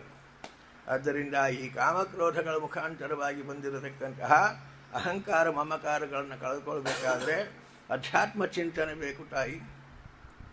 ಮನಸ್ಸನ್ನು ನಿಯಂತ್ರಿಸಬೇಕು. ಭಗವಂತನ ಕಡೆಗೆ ಆಸಕ್ತವನ್ನಾಗಿ ಮಾಡಿ ಮನಸ್ಸಿನ ಮೂಲಕ ಬಂದ ಈ ರಾಗ ಕಳೆದುಕೊಂಡು ನಂತರದಲ್ಲಿ ಅಹಂಕಾರ ಮಮಕಾರಗಳನ್ನು ಕಳ್ಕೋಬೇಕಾಗ್ತದೆ. ಸದೃಶೋಸ್ತಿ ಶಿವಪಂಥ ಯೋಗಿನಾಂ ಬ್ರಹ್ಮಸಿದ್ಧಯೇ, ಇಂತಹ ಅಧ್ಯಾತ್ಮ ವಿದ್ಯೆಗೆ ಸಮಾನವಾಗಿರತಕ್ಕಂತಹ ಮೋಕ್ಷ ಪಡೆಯುವ ಸಾಧನೆ ಇನ್ನೊಂದಿಲ್ಲ. ಅದನ್ನು ನಾವು ತಿಳಿಯಬೇಕಾಗ್ತದೆ. ಅಧ್ಯಾತ್ಮ ಅಂದರೆ ಆತ್ಮ ಅಂದರೆ ಈ ದೇಹವೂ ಹೌದು, ಆತ್ಮ ಅಂದರೆ ಈ ಮನಸ್ಸೂ ಹೌದು, ಆತ್ಮ ಅಂದರೆ ಈ ಚೇತನನೂ ಹೌದು. ಇದೆಲ್ಲವೂ ಆತ್ಮಶಬ್ದ ವಾಕ್ಯ. ಭಗವಂತನು ಆತ್ಮ ಅಂತ ಕರೆಸ್ಕೊಳ್ತಾನೆ ಮುಖ್ಯ ವೃತ್ತಿಯಲ್ಲಿ. ಅಮುಖ್ಯ ವೃತ್ತಿಯಿಂದ ಜೀವನನ್ನು ಆತ್ಮ ಅಂತ ವ್ಯವಹರಿಸ್ತಾರೆ, ಮನಸ್ಸನ್ನು ಆತ್ಮ ಅಂತ ವ್ಯವಹರಿಸ್ತಾರೆ. ಈ ಸ್ಥೂಲ ದೇಹವನ್ನು ಕೂಡ ಆತ್ಮ ಅಂತ ವ್ಯವಹರಿಸ್ತಾರೆ ಶಾಸ್ತ್ರದಲ್ಲಿ. ಈಗ ಅಧ್ಯಾತ್ಮ ಅಂದರೆ ಏನಾಯಿತು? ಆತ್ಮಾನಂ ಅಧಿಕೃತ್ಯ ನಿಯಾಮಕತೆಯ ಯಹ ವರ್ತತೆ ಸಹ ಅಧ್ಯಾತ್ಮ. ಹೀಗೆ ವ್ಯಾಖ್ಯಾನ ಮಾಡ್ತಾರೆ. ಆತ್ಮ ಅಂದರೆ ಶರೀರ, ಈ ಶರೀರವನ್ನು ವ್ಯಾಪಿಸಿ ಆತ್ಮ ಮನಸ್ಸು, ಮನಸ್ಸಿನಲ್ಲಿ ಅಂತರ್ಯಾಮಿಯಾಗಿ ಆತ್ಮ ಜೀವ, ಜೀವನಲ್ಲಿ ಅಂತರ್ಯಾಮಿಯಾಗಿ ನಿಯಾಮಕನಾಗಿ ಬಿಂಬನಾಗಿದ್ದು ಎಲ್ಲ ಪ್ರವೃತ್ತಿಗಳನ್ನು ನಡೆಸ್ತಾ ಇದ್ದಾನೆ. ಈ ದೈಹಿಕ ಕ್ರಿಯೆ, ಮಾನಸಿಕ ಕ್ರಿಯೆ, ಜೀವನದಿಂದ ನಡೆಯುವ ಎಲ್ಲ ಕ್ರಿಯೆಗಳು ಕೂಡ ಅದು ಅಂತರ್ಯಾಮಿಯಾಗಿದ್ದು ಭಗವಂತ ಅಧಿಕೃತ್ಯ ಒಳಗೆ ತಾನೇ ನಿಯಾಮಕನಾಗಿದ್ದು ಅಸ್ವತಂತ್ರನಾದ ಚೇತನನ ಪ್ರಾಚೀನ ಕರ್ಮ, ಅವನ ಸ್ವರೂಪ ಯೋಗ್ಯತೆಯನ್ನು ತಿಳಿದು ಅವನೇ ಪ್ರೇರಿಸಿ ಆಯಾ ಕ್ರಿಯೆಗಳನ್ನು ಮಾಡಿಸ್ತಾ ಇದ್ದಾನೆ. ಹೀಗೆ ಇದು ಅಧ್ಯಾತ್ಮ ಚಿಂತನೆ. ಆತ್ಮಾನಂ ಅಧಿಕೃತ್ಯ, ದೇಹದಿಂದ ಕ್ರಿಯೆ ಕಾಣ್ತದೆ. ದೇಹ ಜಡ ಕ್ರಿಯೆ, ಜಡದಿಂದ ಕ್ರಿಯೆ ಉಂಟಾಗಲಿಕ್ಕುಂಟಾ? ಜಡದಲ್ಲಿ ಸ್ವಯಂ ಕ್ರಿಯೆ ಇಲ್ಲ. ಕ್ರಿಯೆ ಚೇತನದಿಂದ ಆಗ್ತದೆ. ಒಳಗೆ ಜೀವ ಇದ್ದಾನೆ ಅಂದರೆ ಜೀವ ಅಸ್ವತಂತ್ರ. ಹಾಗಾಗಿ ಮನಸ್ಸು ಜಡ, ದೇಹ ಜಡ, ಜೀವ ಅಸ್ವತಂತ್ರ, ಮತ್ತು ಕ್ರಿಯೆ ನಡೀತಾ ಇದೆ. ಹೇಗೆ ಅಂದರೆ ಇದೇ ಅಧ್ಯಾತ್ಮ ವಿದ್ಯೆ. ಇವು ಮೂರನ್ನೂ ತಾನು ಆಶ್ರಯಿಸಿ, ಇವು ಮೂರರಲ್ಲಿಯೂ ತಾನೇ ಇದ್ದು ಎಲ್ಲ ವ್ಯಾಪಾರಗಳನ್ನು ತಾನೇ ಮಾಡಿಸ್ತಾ ಇದ್ದಾನೆ. ಇದು ನಾನು ಮಾಡಿದ್ದಲ್ಲ. ಹೀಗೆ ಅಹಂಕಾರವನ್ನು ಕಳೆದೋದು. ನಾಹಂಕರ್ತ ಹರಿಷ್ಕರ್ತ ತತ್ಪೂಜಾ ಕರ್ಮ ಚಾಖಿಲಂ. ಹೀಗೆ ಅಹಂಕಾರವನ್ನು ಕಳ್ಕೋಬೇಕು. ಇದು ಯಾವುದು ನಾನು ಮಾಡಲಿಕ್ಕೆ ಶರೀರ ಬೇಕು. ಶರೀರದೇ ಇಲ್ಲದೆ ಮಾಡಲಿಕ್ಕಾಗಲ್ಲ. ಶರೀರದಲ್ಲಿ ಮನಸ್ಸಿಲ್ಲದೆ ಮಾಡಲಿಕ್ಕಾಗಲ್ಲ. ನಾನು ಮಾಡಬೇಕಾದ್ರೆ ನಾನು ಸ್ವತಂತ್ರ ಇಲ್ಲ. ಹಾಗಾದರೆ ಇದು ನಡೀತಾ ಇದೆಯಲ್ಲ. ಹಾಗಾದರೆ ಇದನ್ನು ನಡೆಸುವ ಸ್ವತಂತ್ರನಾದ ಯಾವನೋ ಒಬ್ಬ ಸರ್ವ ಸಮರ್ಥನಾಗಿರತಕ್ಕಂತಹ ಸರ್ವಜ್ಞನಾದ ಚೇತನ ಒಳಗಡೆಗೆ ಇದ್ದು ಇದನ್ನು ನಡೆಸಿದರೆ ನಡೀತದೆ, ಇಲ್ಲ ಅಂದರೆ ಇಲ್ಲ. ತೇನ ವಿನಾ ತೃಣಮಪಿ ನ ಚಲತಿ. ಇದನ್ನು ಸ್ವಾಭಾವಿಕವಾಗಿ ನಾವು ಮಾತಾಡಿ ಬರ್ತೇವೆ, ಆದರೆ ಅರ್ಥಜ್ಞಾನ ಸರಿಯಾಗಿಲ್ಲ, ಅದರಲ್ಲಿ ವಿಶ್ವಾಸ ಇಲ್ಲ. ಅದರಲ್ಲಿ ವಿಶ್ವಾಸ ಹುಟ್ಟಬೇಕು ತಾಯಿ. ಹೀಗೆ ಪ್ರತಿಯೊಂದರಲ್ಲಿಯೂ ತಾನಿದ್ದು ಈ ವ್ಯಾಪಾರಗಳನ್ನು ಮಾಡಿಸ್ತಾ ಇದ್ದಾನೆ. ಈ ಚೇತನದಿಂದ ಸಾಧನೆ ಮಾಡಿಸುವುದಕ್ಕೋಸ್ಕರವಾಗಿ ವಿಷ್ಣುತೀರ್ಥರು ಸಾರೋದ್ಧಾರದಲ್ಲಿ ವಿಚಾರ ಬರೀತಾರೆ. ಚೇತನನಿಗೆ ಭಗವಂತ ಮಾಡುವ ಅಪಾರವಾದ ಉಪಕಾರ ಏನು ಅಂದರೆ, ಚೇತನನಿಗೆ ಸಾಧನೆ ಮಾಡಿಕುವಂಥ ಶರೀರ ಕೊಟ್ಟು ಸುಮ್ಮನೆ ಕೂಡಲ್ಲ ಭಗವಂತ. ಶರೀರವನ್ನು ಸಂಯೋಜನೆ ಮಾಡ್ತಾನೆ ಭಗವಂತ. ಶರೀರವನ್ನು ಎಲ್ಲಿ ಕೊಟ್ಟ? ಶ್ರೇಷ್ಠವಾಗಿರತಕ್ಕಂತಹ ಕರ್ಮಭೂಮಿಯಾದ ಭರತಖಂಡದಲ್ಲಿ ಕೊಟ್ಟ. ನಾನು ಭರತಖಂಡದಲ್ಲಿ ಹುಡ್ತೀನಿ, ಸಾಧನೆ ಮಾಡಿಕೊಡ್ತೀನಿ, ಸ್ವಾಮಿ ನನಗೆ ಭರತಖಂಡದಾಗೆ ಶ್ರೇಷ್ಠವಾದ ಸಾಧನ ಶರೀರ ಕೊಟ್ಟು ಹುಟ್ಟಿಸು ನಾವೇನಾದರೂ ಪ್ರಾರ್ಥನೆ ಮಾಡಿಕೊಂಡಿದ್ವಾ? ಯಾವ ಪ್ರಾರ್ಥನೆ ಇಲ್ಲ, ಏನೂ ಇಲ್ಲ. ಇದು ಬಂತು. ಯಾಕೆ ಬಂತು ಮತ್ತೆ ಅಂತಾರೆ ವಿಷ್ಣುತೀರ್ಥರು. ಇದು ಭಗವಂತ ಈ ಚೇತನ ಇಂತಹ ಕರ್ಮಭೂಮಿಯಲ್ಲಿ ಈ ಸಾಧನೆ ಮಾಡ್ಕೋಬೇಕು ಅಂತ ಅವನ ಇಚ್ಛಾ. ಅಂತಹ ಶರೀರವನ್ನು ಕೊಟ್ಟ. ಶರೀರವನ್ನು ಕೊಡುವುದರ ಜೊತೆಯಲ್ಲಿ ಶ್ರೇಷ್ಠವಾಗಿರತಕ್ಕಂತಹ ಕಲಿಯುಗದಲ್ಲಿ ಕೊಟ್ಟ ನಮಗೆಲ್ಲ. ಯಾವುದೋ ಕೃತಯುಗದಲ್ಲಿ 10,000 ವರ್ಷ ತಪಸ್ಸು ಮಾಡಿ ಸಿದ್ಧಿ ಪಡೆಯುವ ಕಾಲದಲ್ಲಿ ನಮ್ಮನೆಗೆ ಸೃಷ್ಟಿ ಕೊಟ್ಟಿಲ್ಲ. ಕೇವಲ ಸ್ಮರಣೆ ಮಾತ್ರದಿಂದ, ಸಂಕೀರ್ತನ ಮಾತ್ರದಿಂದ ಭಗವಂತನ ಅಪಾರವಾದ ಪ್ರೀತಿಯನ್ನು ಗಳಿಸುವ ಸುಲಭ ಕಾಲ ಕಲಿಯುಗದಲ್ಲಿ ಸಾಧನೆ ಆಗಲಿ ಇವನಿಗೆ ಅಂತ ಕಲಿಯುಗದಲ್ಲಿ ಹುಟ್ಟಿಸಿದ. ಇದನ್ನು ನಾವು ಪ್ರಾರ್ಥನೆ ಮಾಡಿದ್ದಿಲ್ಲ. ಈ ಶರೀರದಲ್ಲಿ ಇಂದ್ರಿಯಗಳು ಬೇಕು. ಇಂದ್ರಿಯಗಳಿಲ್ಲ ಅಂದರೆ ಏನು ಮಾಡಲಿಕ್ಕಾಗಲ್ಲ. ನೋಡಬೇಕಾದ್ರೆ ಕಣ್ಣು ಬೇಕು, ಕೇಳಬೇಕಾದ್ರೆ ಕಿವಿ ಬೇಕು, ಯಾವುದೇ ಮಾಡಬೇಕಾದ್ರೆ ಕೈಕಾಲುಗಳು ಬೇಕು. ಎಲ್ಲ ಇಂದ್ರಿಯಗಳಿದ್ದರೆ ಈ ಶರೀರದ ವ್ಯಾಪಾರ ಸರಿಯಾಗಿ ನಡೀತದೆ. ಯಾವುದೇ ಒಂದು ಇಂದ್ರಿಯ ಕೈ ಕೊಡ್ತದೆ ಮುಗಿದೋಯ್ತು. ನೋಡಲಿಕ್ಕೆ ಆಗಲ್ಲ, ಕೇಳಲಿಕ್ಕೆ ಆಗಲ್ಲ. ಭಾಗವತ ಇಡೀ ಅಧಿಕ ಮಾಸ ಪ್ರವಚನ ವ್ಯವಸ್ಥೆ ಮಾಡಿದ್ದಾರೆ, ಕೇಳಬೇಕು ಅಂತ ಹೊರಟ್ರೆ ಕಿವಿನೇ ಭಗವಂತ ಕೊಟ್ಟಿದ್ದಿಲ್ಲ ಅಂದರೆ ಕೇಳೋದು ಸಾಧ್ಯವ? ಕೇಳಲಿಲ್ಲ ಅಂದರೆ ವಿಷಯ ಗ್ರಹಣ ಆಗಲಿಕ್ಕೆ ಸಾಧ್ಯವೋ? ಹಾಗಾದರೆ ನಾವು ಇವತ್ತು ಕೇಳ್ತಾ ಇದ್ದೇವೆ ಅಂದರೆ ಭಗವಂತನ ಅಪಾರವಾದ ಉಪಕಾರವನ್ನು ಸ್ಮರಣೆ ಮಾಡಬೇಕು. ಹೀಗೆ ಸುಷ್ಟು ಒಳ್ಳೆ ರೀತಿ ಇಂದ್ರಿಯಗಳನ್ನು ಈ ಶರೀರದಲ್ಲಿ ಇಟ್ಟ. ಜೊತೆಯಲ್ಲಿ ಸಾಧನೆಗಾಗಿ ಮನಸ್ಸನ್ನಿಟ್ಟ. ಮನಸ್ಸು ಬಂದರೆ ಬೇಕಾದ್ರೆ ಮಾಡ್ತೀನಿ ನಾನು, ಮನಸ್ಸು ಬರಬೇಕಾದ್ರೆ ಮನಸ್ಸು ಕೆಲಸ ಮಾಡಬೇಕಲ್ಲ. ಹಾಗಾಗಿ ಮನಸ್ಸನ್ನಿಟ್ಟ. ದೇಶ, ಕಾಲ, ಸಾಧನ ಶರೀರದಲ್ಲಿ ಬೆಳೆಯ ಇಂದ್ರಿಯಗಳು, ಆ ಇಂದ್ರಿಯಗಳಲ್ಲಿ ಮನಸ್ಸು, ಇಂದ್ರಿಯಗಳ ಜೊತೆ 11ನೆಯದಾದ ಮನಸ್ಸನ್ನು ಭಗವಂತ ಇಟ್ಟ. ಇದೆಲ್ಲ ಚೇತನನಿಗೆ ಕೊಟ್ಟ. ಚೇತನ ಅಸ್ವತಂತ್ರ. ಆಗ ಭಗವಂತ ದೇಶದಲ್ಲಿ ದೇಶವಾಗಿ, ಕಾಲದಲ್ಲಿ ಕಾಲನಿಯಾಮಕನಾಗಿ, ದೇಹದಲ್ಲಿ ಅಂತರ್ಯಾಮಿಯಾಗಿ, ಇಂದ್ರಿಯಗಳಲ್ಲಿ ಕಣ್ಣಲ್ಲಿ ಕಣ್ಣಾಗಿ, ಕಿವಿಯಲ್ಲಿ ಕಿವಿಯಾಗಿ, ಚಕ್ಷುಷಶ್ರೋತ್ರಃ ಮನಸೋ ಮನೋಯಸ್ ಸಮು ಪ್ರಾಣಸ್ಯ ಪ್ರಾಣ ಅಂತದೆ ತಲವಕಾರ ಉಪನಿಷತ್ತು.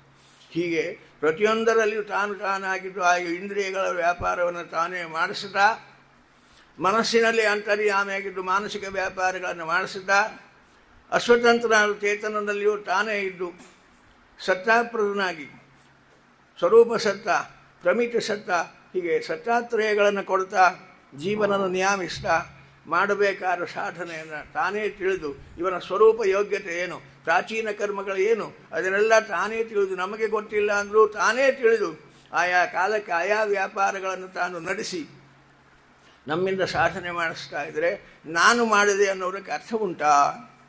ಆಲೋಚನೆ ಮಾಡಬೇಕಲ್ವ ಇದನ್ನು ಸಾಧಕನಾದ ಚೇತನ ಅಂತಾರೆ ವಿಷ್ಣುತೀರ್ಥರು.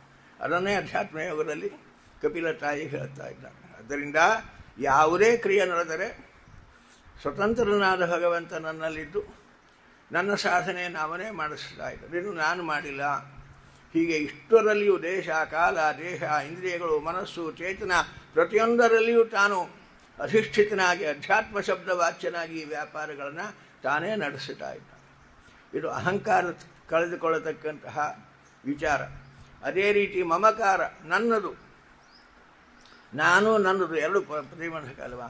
ನನ್ನದು ಪ್ರತಿಯೊಂದು ನನ್ನದು. ನಿನ್ನದು ಯಾವುದು ಆಲೋಚನೆ ಮಾಡಬೇಕಲ್ವ ಅಂತಾನೆ ಋಷಿ ಕಪಿಲ. ಯಾವುದು ನಿನ್ನದು? ನೀನು ಇಲ್ಲಿ ಹುಟ್ಟಿ ಬರುವಾಗ ಹೇಗೆ ಬಂದಿ, ಹೋಗುವಾಗ ಹೇಗೆ ಹೋಗ್ತಿ, ಪ್ರತಿಯೊಬ್ಬರಿಗೂ ಗೊತ್ತಿಲ್ಲದ ವಿಚಾರ ಏನಲ್ಲ. ಆದರೂ ನಮಗೆ ಚಿಂತನೆಗೆ ಬರೋಲ್ಲ. ಮತ್ತೆ ನನ್ನದು ಅನ್ನೋದು ನಮಗೆ ತಪ್ಪಲ್ಲ. ಬರುವಾಗ ತಂದದ್ದಿಲ್ಲ, ಹೋಗುವಾಗ ಒಯ್ದದ್ದಿಲ್ಲ. ಆದರೆ ಇಲ್ಲಿ ಬಂದ ನಂತರ ಇಲ್ಲಿದೇ ನಾನು ತಗೊಂಡು ಇದು ನಂದು ಅಂದರೆ ಯಾಕಾದ್ರೆ ನಿಂದು ಆಯಿತು? ಆಲೋಚನೆ ಮಾಡಬೇಕಲ್ವ, ಯಾವುದು ನಿಂದು? ಇದು ನಿಂದಾಗಬೇಕಾದ್ರೆ ನೀನು ತಂದಿದ್ಯಾ? ಇದರ ಮೇಲೆ ನಿಂದು ಎಷ್ಟು ಅಧಿಕಾರ? ಏನಿಲ್ಲ. ಈಶಾವಾಸ್ಯಮಿದಂ ಸರ್ವಂ ಯತ್ಕಿಂಚಿತ್ ಜಗತ್ಯಾಂ ಜಗತ್ತಿನಲ್ಲಿರತಕ್ಕಂತಹ ಸಮಸ್ತ ಪದಾರ್ಥಗಳಿಗೂ ಒಡೆತನ ಅದು ಭಗವಂತನದೇ ಹೊರತು ಇನ್ನೊಬ್ಬರ ಒಡೆತನ ಇಲ್ಲ. ನೀ ದಯದಿ ಕೊಟ್ಟದ್ದು ಅಂತ ಅವನಿಗೆ ಒಪ್ಪಿಸಿಕೊಳ್ಬೇಕಾದ್ರೆ ಹೊರತು ಇದು ನಂದು ಅಂತಂದು ಹೇಳಿ ಅದರ ಮೇಲೆ ಹಕ್ಕು ಸ್ಥಾಪಿಸಲಿಕ್ಕೆ ನಿನಗೇನು ಅಧಿಕಾರ ಇಲ್ಲ. ಹೀಗೆ ಭಗವಂತನ ಸರ್ವತ್ರ ವ್ಯಾಪ್ತಿತ್ವ, ಭಗವಂತನ ಸರ್ವಸ್ವಾಮಿತ್ವ, ಭಗವಂತನ ಸ್ವತಂತ್ರ ಕರ್ತೃತ್ವ, ಜೀವನ ಅಸ್ವತಂತ್ರ ಕರ್ತೃತ್ವಗಳನ್ನು ಚಿಂತನೆ ಮಾಡ್ತಾ ಅಹಂಕಾರ ಮಮಕಾರಗಳನ್ನು ಕಳ್ಕೋಬೇಕು ತಾಯಿ. ಇದನ್ನೇ ಅಧ್ಯಾತ್ಮ ಯೋಗ. ಯೋಗ ಒಳಗಡೆಗೆ ಹೊರಗಡೆಗೆ ಎರಡು ಕಡೆಯಲ್ಲಿದ್ದು ಇದನ್ನು ಸಂಯೋಜನೆ ಮಾಡಿ ಈ ವ್ಯಾಪಾರಗಳನ್ನು ನಡೆಸುತ್ತಾ ಇದ್ದಾನೆ ಭಗವಂತ. ಇದೇ ಯೋಗ, ಅಧ್ಯಾತ್ಮ ಯೋಗ. ದೇಹದಲ್ಲಿ ಅವನ ಯೋಗ, ಮನಸ್ಸಿನಲ್ಲಿ ಅವನ ಯೋಗ, ಇಂದ್ರಿಯಗಳಲ್ಲಿ ಅವನ ಯೋಗ, ಚೇತನರಲ್ಲಿ ಅವನ ಯೋಗ. ಅವನು ಏನು ಸಂಯೋಜನೆ ಮಾಡಿದನೋ ಅದು, ಅವನ ಸಂಯೋಜನೆ ಮಾಡಲಿಲ್ಲವೋ ಇಲ್ಲ. ಆದ್ದರಿಂದ ಭಗವಂತನನ್ನು ಯೋಗೇಶ್ವರ ಅಂತ ಕರೀತಾರೆ. ಅನೇಕ ಕಡೆ ಭಾಗವತದಲ್ಲಿ ಅವನನ್ನು ಯೋಗೇಶ್ವರ ಅಂತ ಕರೆದಿದ್ದಾರೆ. ಯತ್ರ ಯೋಗೇಶ್ವರ ಕೃಷ್ಣ ತತ್ ಯತ್ರ ಪಾರ್ಥೋಧನುದ್ಧರ. ಸಂಜಯನ ಹೇಳುವಾಗ ಯೋಗೇಶ್ವರ ಅಂತ ಕರೀತಾನೆ ಕೃಷ್ಣನ. ಯಾಕೆ? ಅವನು ಮಾಡುವ ಸಂಯೋಜನೆಗಳೋ ವಿಯೋಜನೆಗಳೋ ಅರ್ಥವೇ ಆಗಲ್ಲ ನಮಗೆ. ಯಾಕೆ, ಏನು ಸಂಯೋಜನೆ ಮಾಡಿದ, ಎಲ್ಲಿ ಸಂಯೋಜನೆ ಮಾಡಿದ, ಹೇಗೆ ಸಂಯೋಜನೆ ಮಾಡಿದ, ನಮ್ಮ ಕಲ್ಪನೆಗೆ ದೊರೆಯಲ್ಲ. ಹೇಗೆ ವಿಯೋಜನೆ ಮಾಡ್ತಾನೆ ಗೊತ್ತಾಗಲ್ಲ, ಯಾಕೆ ವಿಯೋಜನೆ ಮಾಡ್ತಾನೆ ಗೊತ್ತಲ್ಲ, ಯಾವುದನ್ನು ವಿಯೋಜನೆ ಮಾಡ್ತಾನೆ ಗೊತ್ತಿಲ್ಲ, ಯಾವುದನ್ನು ಸಂಯೋಜನೆ ಅವನ ಯೋಗವೇ ಅತ್ಯದ್ಭುತ. ಯೋಗೇಶ್ವರ ಈಶ್ವರಿ ದುರಕ್ತಿಯ ಯೋಗ ಮಾರ್ಗ ಅಂತ ಅದಕ್ಕೋಸ್ಕರವಾಗಿ ಭಾಗವತದಲ್ಲಿ ಇಲ್ಲೇ 1ನೇ ಸ್ಕಂದದಲ್ಲಿ ಹಿಂದೆ ಹೋಗ್ಯಾರಗಳ ಶ್ಲೋಕ ಅದು. ಯೋಗೇಶ್ವರ ಇರಪಿ ದುರಕ್ತಿಯ ಯೋಗ ಮಾರ್ಗ. ಎಂತೆಂತಹ ಯೋಗಿಗಳಿಗೂ ಕೂಡ ಅವನು ಹೇಗೆ ಸಂಯೋಜನೆ ವಿಯೋಜನೆಗಳನ್ನು ಮಾಡ್ತಾನೆ ಅನ್ನೋದು ತಿಳಿಯೋಲ್ಲಪ್ಪ. ಆದರೆ ಯಾವುದೇ ಸಂಯೋಜನೆ ಯಾವುದೇ ವಿಯೋಜನೆ ಭಗವಂತನ ಮಾಡ್ತಾ ಇದ್ದಾನೆ ಅಂದರೆ ಕ್ಷೇಮಂ ವಿಧಾಸ್ಯತಿ ಸನಃ, ನಮ್ಮ ಕ್ಷೇಮಕ್ಕಾಗಿ ಭಗವಂತ ಮಾಡ್ತಾ ಇದ್ದಾನೆ. ಈ ವಿಶ್ವಾಸ ಸಾಧಕನಿಗಿರಬೇಕು. ದೇವತೆಗಳೆಲ್ಲ ಹಿರಣ್ಯಾಕ್ಷನಿಂದ ಬಾಧಿತರಾಗಿ ಸಾಧನ ಭೂಮಿಯೇ ಕಾಣದೆ ಹೋಗಿದ್ರೆ ಏನು ಮಾಡಬೇಕು, ನಾವು ಹೇಗೆ ಸಾಧನೆ ಮಾಡಬೇಕು, ನೀನೇನು ಸಾಧನೆ ಮಾಡ್ತೀರಿ? ಕ್ಷೇಮಂ ವಿಧಾಸ್ಯತಿ ಸನೋ ಭಗವಾನ್ ಸ್ತ್ರಧೀಶಃ ಅಂತ ಬ್ರಹ್ಮದೇವರು ಹೇಳಿದ ಮಾತಿದ್ರು ದೇವತೆಗಳಿಗೆ. ಹಾಗಾಗಿ ಅದನ್ನೇ ಮತ್ತೊಮ್ಮೆ ಜ್ಞಾಪಕ ಮಾಡಿ ಹೇಳ್ತಾನೆ ಕಪಿಲ. ಹೀಗೆ ಅವನ ಸಂಯೋಜನೆ ವಿಯೋಜನೆಗಳನ್ನು ಅರ್ಥ ಮಾಡಿಕೊಂಡು ಅವನ ಸರ್ವ ಸ್ವಾಮಿತ್ವವನ್ನು ಸರ್ವ ಸಾಮರ್ಥ್ಯವನ್ನು ಅರ್ಥ ಮಾಡಿಕೊಂಡು ಅಹಂಕಾರ ಮಮಕಾರಗಳನ್ನು ಕಳೆದುಕೊಳ್ಳಬೇಕು ತಾಯಿ. ಈ ರೀತಿಯಾಗಿ ಅಧ್ಯಾತ್ಮ ಯೋಗದ ಚಿಂತನೆ, ಇದರ ಹೊರತು ಇನ್ನೊಂದು ಇಷ್ಟು ಸುಲಭವಾದ ಮಾರ್ಗ ಮೋಕ್ಷದ ದಾರಿ ಇನ್ನೊಂದಿಲ್ಲ. ಅಹಂಕಾರ ಮಮಕಾರಗಳನ್ನು ಕಳ್ಕೊಳ್ಳಿಕ್ಕೆ ಬೇಕಾಗಿರತಕ್ಕಂತಹ ಇನ್ನೊಂದು ಇದಕ್ಕಿಂತ ಸುಲಭವಾದ ದಾರಿ ಲೋಕದಲ್ಲಿ ಇನ್ನೊಂದಿಲ್ಲ. ಇಂತಹ ಸುಲಭವಾದರೂ ಕೂಡ ಮನಸ್ಸಿಗೆ ಒಪ್ಪಲ್ಲ, ಮನಸ್ಸಿಗೆ ಹಿಡಿಸಲ್ಲ. ಮತ್ತೆ ನಾನು ನನ್ನದು ಅನ್ನೋದು ನಮಗೆ ಹೋಗೋದೇ ಇಲ್ಲ. ಯಾಕೆಂದರೆ ಅದನ್ನು ಎಷ್ಟೋ ಕೋಟಿ ಕೋಟಿ ಜನ್ಮಗಳಿಂದ ಬಾಯಿಪಾಠ ಮಾಡಿಬಿಟ್ಟಿದ್ವಿ ನಾವು. ಒಮ್ಮೆ ಬಾಯಿಪಾಠ ಆದದನ್ನು ತಿದ್ದಿಕೊಳ್ಳೋದು ಬಹಳ ಕಷ್ಟ. ಹೊಸದಾಗಿ ಕಲಿಯೋದಿದ್ದರೆ ಕಲಿಬಹುದು. ತಪ್ಪು ಬಾಯಿಪಾಠ ಮಾಡಿದ್ದನ್ನು ತಿದ್ದಿ ಹೊಸದಾಗಿ ಕಲಿಸೋದು ಅಂದ್ರೆ ಬಹಳ ಕಷ್ಟ ಅಲ್ವಾ? ಕೋಟಿ ಕೋಟಿ ಜನ್ಮಗಳಿಂದ ನಾವು ಈ ತಪ್ಪು ಬಾಯಿಪಾಠ ಮಾಡಿಬಿಟ್ಟಿವಿ, ನಂದು ನಂದು ನಂದು ನಾನು ನಾನು ಅಂತ. ಅದರಿಂದಾಗಿ ಅಷ್ಟು ಸುಲಭಕ್ಕೆ ಹೋಗಲ್ಲ ಅದು ಹೋಗಬೇಕಾದ್ರೆ ಯಾರು ಅದನ್ನು ಕಳ್ಕೊಂಡಾರೋ ಅಂಥವರ ಸಹವಾಸ ಮಾಡಬೇಕು. ಕಳ್ಕೊಳ್ಳಿಕ್ಕೆ ನಮಗೆ ಹೇಗೆ ಕಳ್ಕೊಳ್ಬೇಕು ಅನ್ನೋ ಚಿಂತನೆ ಇದಾದರೂ ಕೂಡ ಅದನ್ನು ಅಳವಡಿಸಿಕೊಳ್ಳಿಕ್ಕೆ ಆಗೋಲ್ಲ ಜೀವನದಲ್ಲಿ.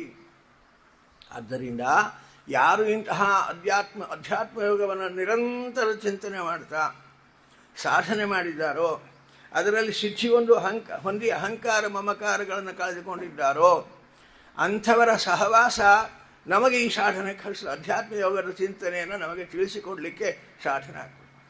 ಅಂಥವರ ಸಹವಾಸ ಮಾಡಬೇಕವ. ಮನಸ್ಸು ಸಂಸಾರದಲ್ಲಿ ಆಸಕ್ತವಾದಾಗ, ವಿಷಯಗಳಲ್ಲಿ ಆಸಕ್ತವಾದಾಗ ಸಂಸಾರಕ್ಕೆ ಕಾರಣ ಅಂತ ಬಂದ್ವಲ್ಲ, ಹಾಗೆ ಸಯೇವ ಸಾಧುಷು ಕೃತಃ ಮೋಕ್ಷದ್ವಾರಮಪಾವೃತಂ. ಅದೇ ಮನಸ್ಸು ಸಜ್ಜನರಲ್ಲಿ ಇಂತಹ ಕಾಮಲೋಭಾದಿಗಳ ಹೊಲಸನ್ನು, ತನ್ಮೂಲಕವಾಗಿ ಬಂದಿರತಕ್ಕಂತಹ ಅಹಂಕಾರ ಮಮಕಾರಗಳನ್ನು ಅಧ್ಯಾತ್ಮ ವಿದ್ಯೆಯ ನಿರಂತರ ಚಿಂತನೆಯಿಂದ ಕಳೆದುಕೊಂಡಿರತಕ್ಕಂತಹ ಸಿದ್ಧಪುರುಷರು ಸಾಧುಗಳು ಅಂತ ಯಾರಿದ್ದಾರೋ ಆ ಸಾಧುಗಳ ಸಹವಾಸದಲ್ಲಿ ಅದನ್ನು ನಾವು ಸಾಧನೆ ಮಾಡಲಿಕ್ಕೆ ಸಾಧ್ಯವೇ ಹೊರತು ಸಾಧುಗಳ ಸಹವಾಸ ಇಲ್ಲ, ಅವರ ಮಾರ್ಗದರ್ಶನ ಇಲ್ಲ, ಅವರಿಂದ ತತ್ವೋಪದೇಶ ಕೇಳಲಿಲ್ಲ, ಅಧ್ಯಾತ್ಮ ತತ್ವದಲ್ಲಿ ಪ್ರಯಾಣ ಮಾಡೋದು ಬಹಳ ಕಷ್ಟ. ಆದ್ದರಿಂದ ಸಾಧುಗಳ ಸಹವಾಸ ಆಗಬೇಕಾಗಿ ಈ ಅಧ್ಯಾತ್ಮ ಯೋಗ ಸಾಧುಗಳ ಸಹವಾಸದಲ್ಲಿ ತಿಳಿಯಲಿಕ್ಕೆ ಸಿಗ್ತದೆ. ಅದಕ್ಕೆ ದೇವಹೂತಿ ಕೇಳ್ತಾಳೆ, ಸಾಧುಗಳು ಅಂತ ಯಾರು ಹಾಗಾದರೆ? ಅವ್ರು ಹೇಗಿರ್ತಾರೆ? ಲಕ್ಷಣ ಗೊತ್ತಾದರೆ ಇವರನ್ನು ಸಾಧುಗಳು ಅಂತ ನಾವು ನಿರ್ಣಯ ಮಾಡ್ಬೋದು. ಸಾಧುಗಳು ಹೇಗಿರ್ತಾರೆ ಅಂದರೆ ಕಪಿಲ ಹೇಳ್ತಾನೆ, ನಾವು ಸಾಧುಗಳು ಅಂತ ಬೋರ್ಡ್ ಹಾಕ್ಕೊಂಡಿರಲ್ಲ, ಅಥವಾ ಬಾಹ್ಯ ವೇಷಭೂಷಣಗಳನ್ನು ನೋಡಿ ಇವರು ಸಾಧುಗಳು ಅಂತ ನಿರ್ಣಯ ಮಾಡಲಿಕ್ಕೆ ಬರಲ್ಲ. ಆದ್ದರಿಂದ ಅವರ ಲಕ್ಷಣಗಳನ್ನು ಹೇಳ್ತೀನಿ, ಆ ಲಕ್ಷಣಗಳಲ್ಲಿತ್ತೋ ಅವರು ಸಾಧುಗಳು ಅಂತ ತಿಳಿ. ಅಂಥವರ ಸಹವಾಸ ಮಾಡು. ಎಂಥವರು ಸಾಧುಗಳು? ಅನೇಕ ಲಕ್ಷಣಗಳನ್ನು ಹೇಳ್ತಾನೆ. ತಿತಿಕ್ಷವಃ ಕಾರುಣಿಕಾಃ ಸುಹೃದಃ ಸರ್ವದೇಹಿನಾಂ ಅಜಾತಶತ್ರವಶ್ಯಾಂತಾಃ ಸಾಧವಃ ಸಾಧುಭೂಷಣಾಃ ಮಯಿ ಅನನ್ಯೇನ ಭಾವೇನ ಭಕ್ತಿಂ ಕುರ್ವಂತಿ ಯೇ ದೃಢಾಂ ಮತ್ಕೃತೆ ತ್ಯಕ್ತಕರ್ಮಾಣಃ ತ್ಯಕ್ತಸ್ವಜನಬಾಂಧವಾಃ ಮದಾಶ್ರಯಾಃ ಕಥಾಮೃಷ್ಟಾಃ ಶೃಣ್ವಂತಿ ಕಷಯಂತಿ ಚ ತಪಂತಿ ವಿವಿಧಾಂಸ್ತಾಪಾನ್ ಐತನ್ಮದ್ಗತಚೇತಸಃ ತಯೇತೆ ಸಾಧವಃ ಸಾಧ್ವಿ. ಇಷ್ಟೇ ಬಿಡಿಸ್ಲಿಕ್ಕೆ ಹೋದರೆ ಇದು 4 ಪಿರಿಯಡ್ ಮುಗಿದು ಹೋಗಿಬಿಡ್ತೀವಿ. ಇಷ್ಟೇ ಬಹಳ ವಿಚಿತ್ರವಾದ ಮಾತುಗಳನ್ನು ಹೇಳ್ತಾನೆ. ತಿತಿಕ್ಷವ ಸಾಧುಗಳು ಹೇಗಿರ್ತಾರೆ? ಅವರ ಮುಖ್ಯ ಲಕ್ಷಣ ಏನು ಅಂದರೆ ಅವರಿಗೆ ತಾಳ್ಮೆ, ಸಹನೆ ಮುಖ್ಯವಾಗಿರ್ತದೆ. ಎಲ್ಲವನ್ನು ಸಹಿಸಿದ್ದಾರೆ ಅವರು. ತಾಳುವಿಕೆಗಿಂತ ಅನ್ಯ ತಪವು ಬೇರಿಲ್ಲ ಅಂತ ವಾದಿರಾಜರು ಇದನ್ನೇ ಹೇಳುವಾಗ ಸಾಧಕನಿಗೆ ತಾಳ್ಮೆ ಬೇಕು. ತಿತಿಕ್ಷಾ, ಸಹನೆ, ತಾಳ್ಮೆ ಇದು ಅವರ ಮುಖ್ಯ ಲಕ್ಷಣ. ಯಾವುದೇ ವ್ಯಾಪಾರ ಅವ್ರು ಹೇಗೆ ಸಹಿಸ್ತಾರೆ? ನಮಗೆ ಯಾಕೆ ಸಹಿಸಲಿಕ್ಕಾಗಲ್ಲ? ನಾವು ಯಾವುದನ್ನು ಸಹಿಸಲಾರೆವು. ಯಾವುದಾದ್ರೂ ಹಿಂಗಾಟು ಏನು ಮಾಡೋದು, ಹಂಗಾಟು ಏನು ಮಾಡೋದು, ಹಿಂಗಾದ್ರೆ ಹಿಂಗ್ಯಾಕೆ ಆಟು ಅಂತೀವಿ, ಹಂಗಾದ್ರೆ ಹಂಗ್ಯಾಕೆ ಆಟು ಅಂತೀವಿ. ಯಾವುದನ್ನು ಸಹಿಸುವ ಸಾಮರ್ಥ್ಯ ನಮಗಿಲ್ಲ. ಅಯ್ಯೋ ಬಿಸಿಲು ಸಾಕಾಗಿ ಹೋಗ್ಯಾಟ್ ಮಾರ, ಏನೋ ಬಿಸಿಲು ಅಂತ ಸ್ವಲ್ಪ ಹೆಚ್ಚು ಮಳೆ ಸುರಿಸಿದಾಯ್ತು, 3 ದಿವಸ ಜಿಟಿ ಹೆಚ್ಚು ಮಳೆಗಾಲ ಸಾಕಾಗಿ ಹೋದಂತೆ. ಮತ್ತು ಬೇಕಾದ್ದು ಯಾವ್ದು ನಿನಗೆ? ಯಾವುದನ್ನು ಸಹಿಸಲಾರೆವು. ಮತ್ತು ಯಾರ್ಯಾರನ್ನೋ ಏನೋ ರೀತಿಯಲ್ಲಿ ನಿಂದೆ ಮಾಡುವುದರಲ್ಲಿ ನಮ್ಮ ಆಯುಷ್ಯ ವ್ಯರ್ಥವಾಗಿ ಹೋಗ್ತದೆ. ಅವರು ಎಂದಿಗೂ ಹೀಗಿರಲ್ಲ. ಪ್ರತಿಯೊಂದನ್ನು ಸಹಿಸತಕ್ಕಂಥವರಾಗ್ತಾರೆ ಸಾಧುಗಳಾಗಿರತಕ್ಕಂಥವರು. ತಮಗೆ ಅನಿಷ್ಟವಾದಾಗಲೂ ಕೂಡ, ತಮಗೆ ವಿರುದ್ಧವಾದದ್ದು ಎದುರುಗೈ ನಡೆದರೂ ಕೂಡ ಅವರ ಮನಸ್ಸು ಅವರ ಹಿಡಿತದಲ್ಲಿ ಇರ್ತದೆ, ಉದ್ವಿಗ್ನ ಆಗಲ್ಲ. ನಮಗೆಲ್ಲ ಮನಸ್ಸು ಯಾವಾಗಲೂ ಉದ್ವಿಗ್ನ, ಬೆಳಗಿನಿಂದ ಸಂಜೆಯವರೆಗೆ ಟೆನ್ಷನ್, ಫುಲ್ ಟೆನ್ಷನ್. ಆದ್ದರಿಂದ ನಮಗೆ ಸಾಧನೆಯಲ್ಲಿ ಮುಂದೆ ಹೋಗಲಿಕ್ಕಾಗಲ್ಲ. ಅಂಥವರ ಸಹವಾಸ. ಅವರು ಎಲ್ಲವನ್ನ ಮನಸ್ಸಿಗೆ ಉದ್ವಿಗ್ನತೆಯನ್ನು ತಂದುಕೊಳ್ಳದೆ ಮನಸ್ಸಿನ ಸಮಸ್ಥಿತಿಯಲ್ಲಿರ್ತಾರೆ ಅವರು. ಈ ಅಧ್ಯಾತ್ಮ ಯೋಗ ಚಿಂತನೆಯನ್ನು ಮಾಡ್ತಾ ಅದು ಹೇಗೆ ಅಂದರೆ ಅವರದು ಒಂದೇ ನಿರ್ಣಯ, ಇದೇ ನಿರ್ಣಯ. ಯಾವುದಾಯಿತೋ ಅದು ಭಗವತ್ ಸಂಕಲ್ಪದಿಂದ ಆಯಿತು. ಭಗವತ್ ಸಂಕಲ್ಪ ಇಲ್ಲದೆ ಜಗತ್ತಿನಲ್ಲಿ ಯಾವುದೂ ನಡೆಯಲಾರದು. ಯಾವುದು ನಡೆಯಿತೋ ಅದು ಭಗವತ್ ಸಂಕಲ್ಪದಿಂದ ನಡೆಯಿತು. ಯಾವುದು ನಡೆಯಿತೋ ಭಗವತ್ ಸಂಕಲ್ಪದಿಂದ ಅದು ಭಗವದ್ಭಕ್ತರ ಒಳ್ಳೆಯದಕ್ಕಾಗಿ ನಡೆಯಿತು. ಭಗವಂತ ಎಂದರಿಗೂ ಚೇತನರಿಗೆ ಕೆಟ್ಟದ್ದನ್ನು ಮಾಡಲ್ಲ, ಒಳ್ಳೆಯದನ್ನೇ ಮಾಡ್ತಾನೆ. ಹಾಗಾಗಿ ಇದು ಭಗವಂತ ಮುಂದೆ ಯಾವುದೋ ಒಳ್ಳೆಯದಕ್ಕಾಗಿ ಭಗವಂತ ಇದನ್ನು ಮಾಡ್ತಾ ಇದ್ದಾನೆ ಅಂತ ಪ್ರತಿಯೊಂದನ್ನು ಸಹನೆ ಮಾಡ್ತಾರೆ. ಮನಸ್ಸನ್ನು ಉದ್ವಿಗ್ನ, ಅಯ್ಯೋ ಹಾಗಾಗಿ ಬಿಡ್ತೀವೋ, ಹೀಗಾಗ್ಬೇಕು ಅಂದ್ಕೊಂಡಿದ್ದೆ, ಹಾಗಾಗಿ ಬಿಡ್ತೀವೋ, ಇದು ಹಿಂಗೆ ಅಂದ್ಕೊಂಡಿದ್ದೆ, ಅವ್ನು ಕಲ್ಲು ಹಾಕಿಬಿಟ್ಟ, ಅವ್ನು ಹಾಳಾಗಿ ಹೋಗ. ನಮ್ಮದೆಲ್ಲ ಇದೇ ವಿಚಾರಗಳು, ಬೇರೆ ವಿಚಾರ ನಮ್ಮ ತಲೆಯಲ್ಲಿ ಬರಲ್ಲ.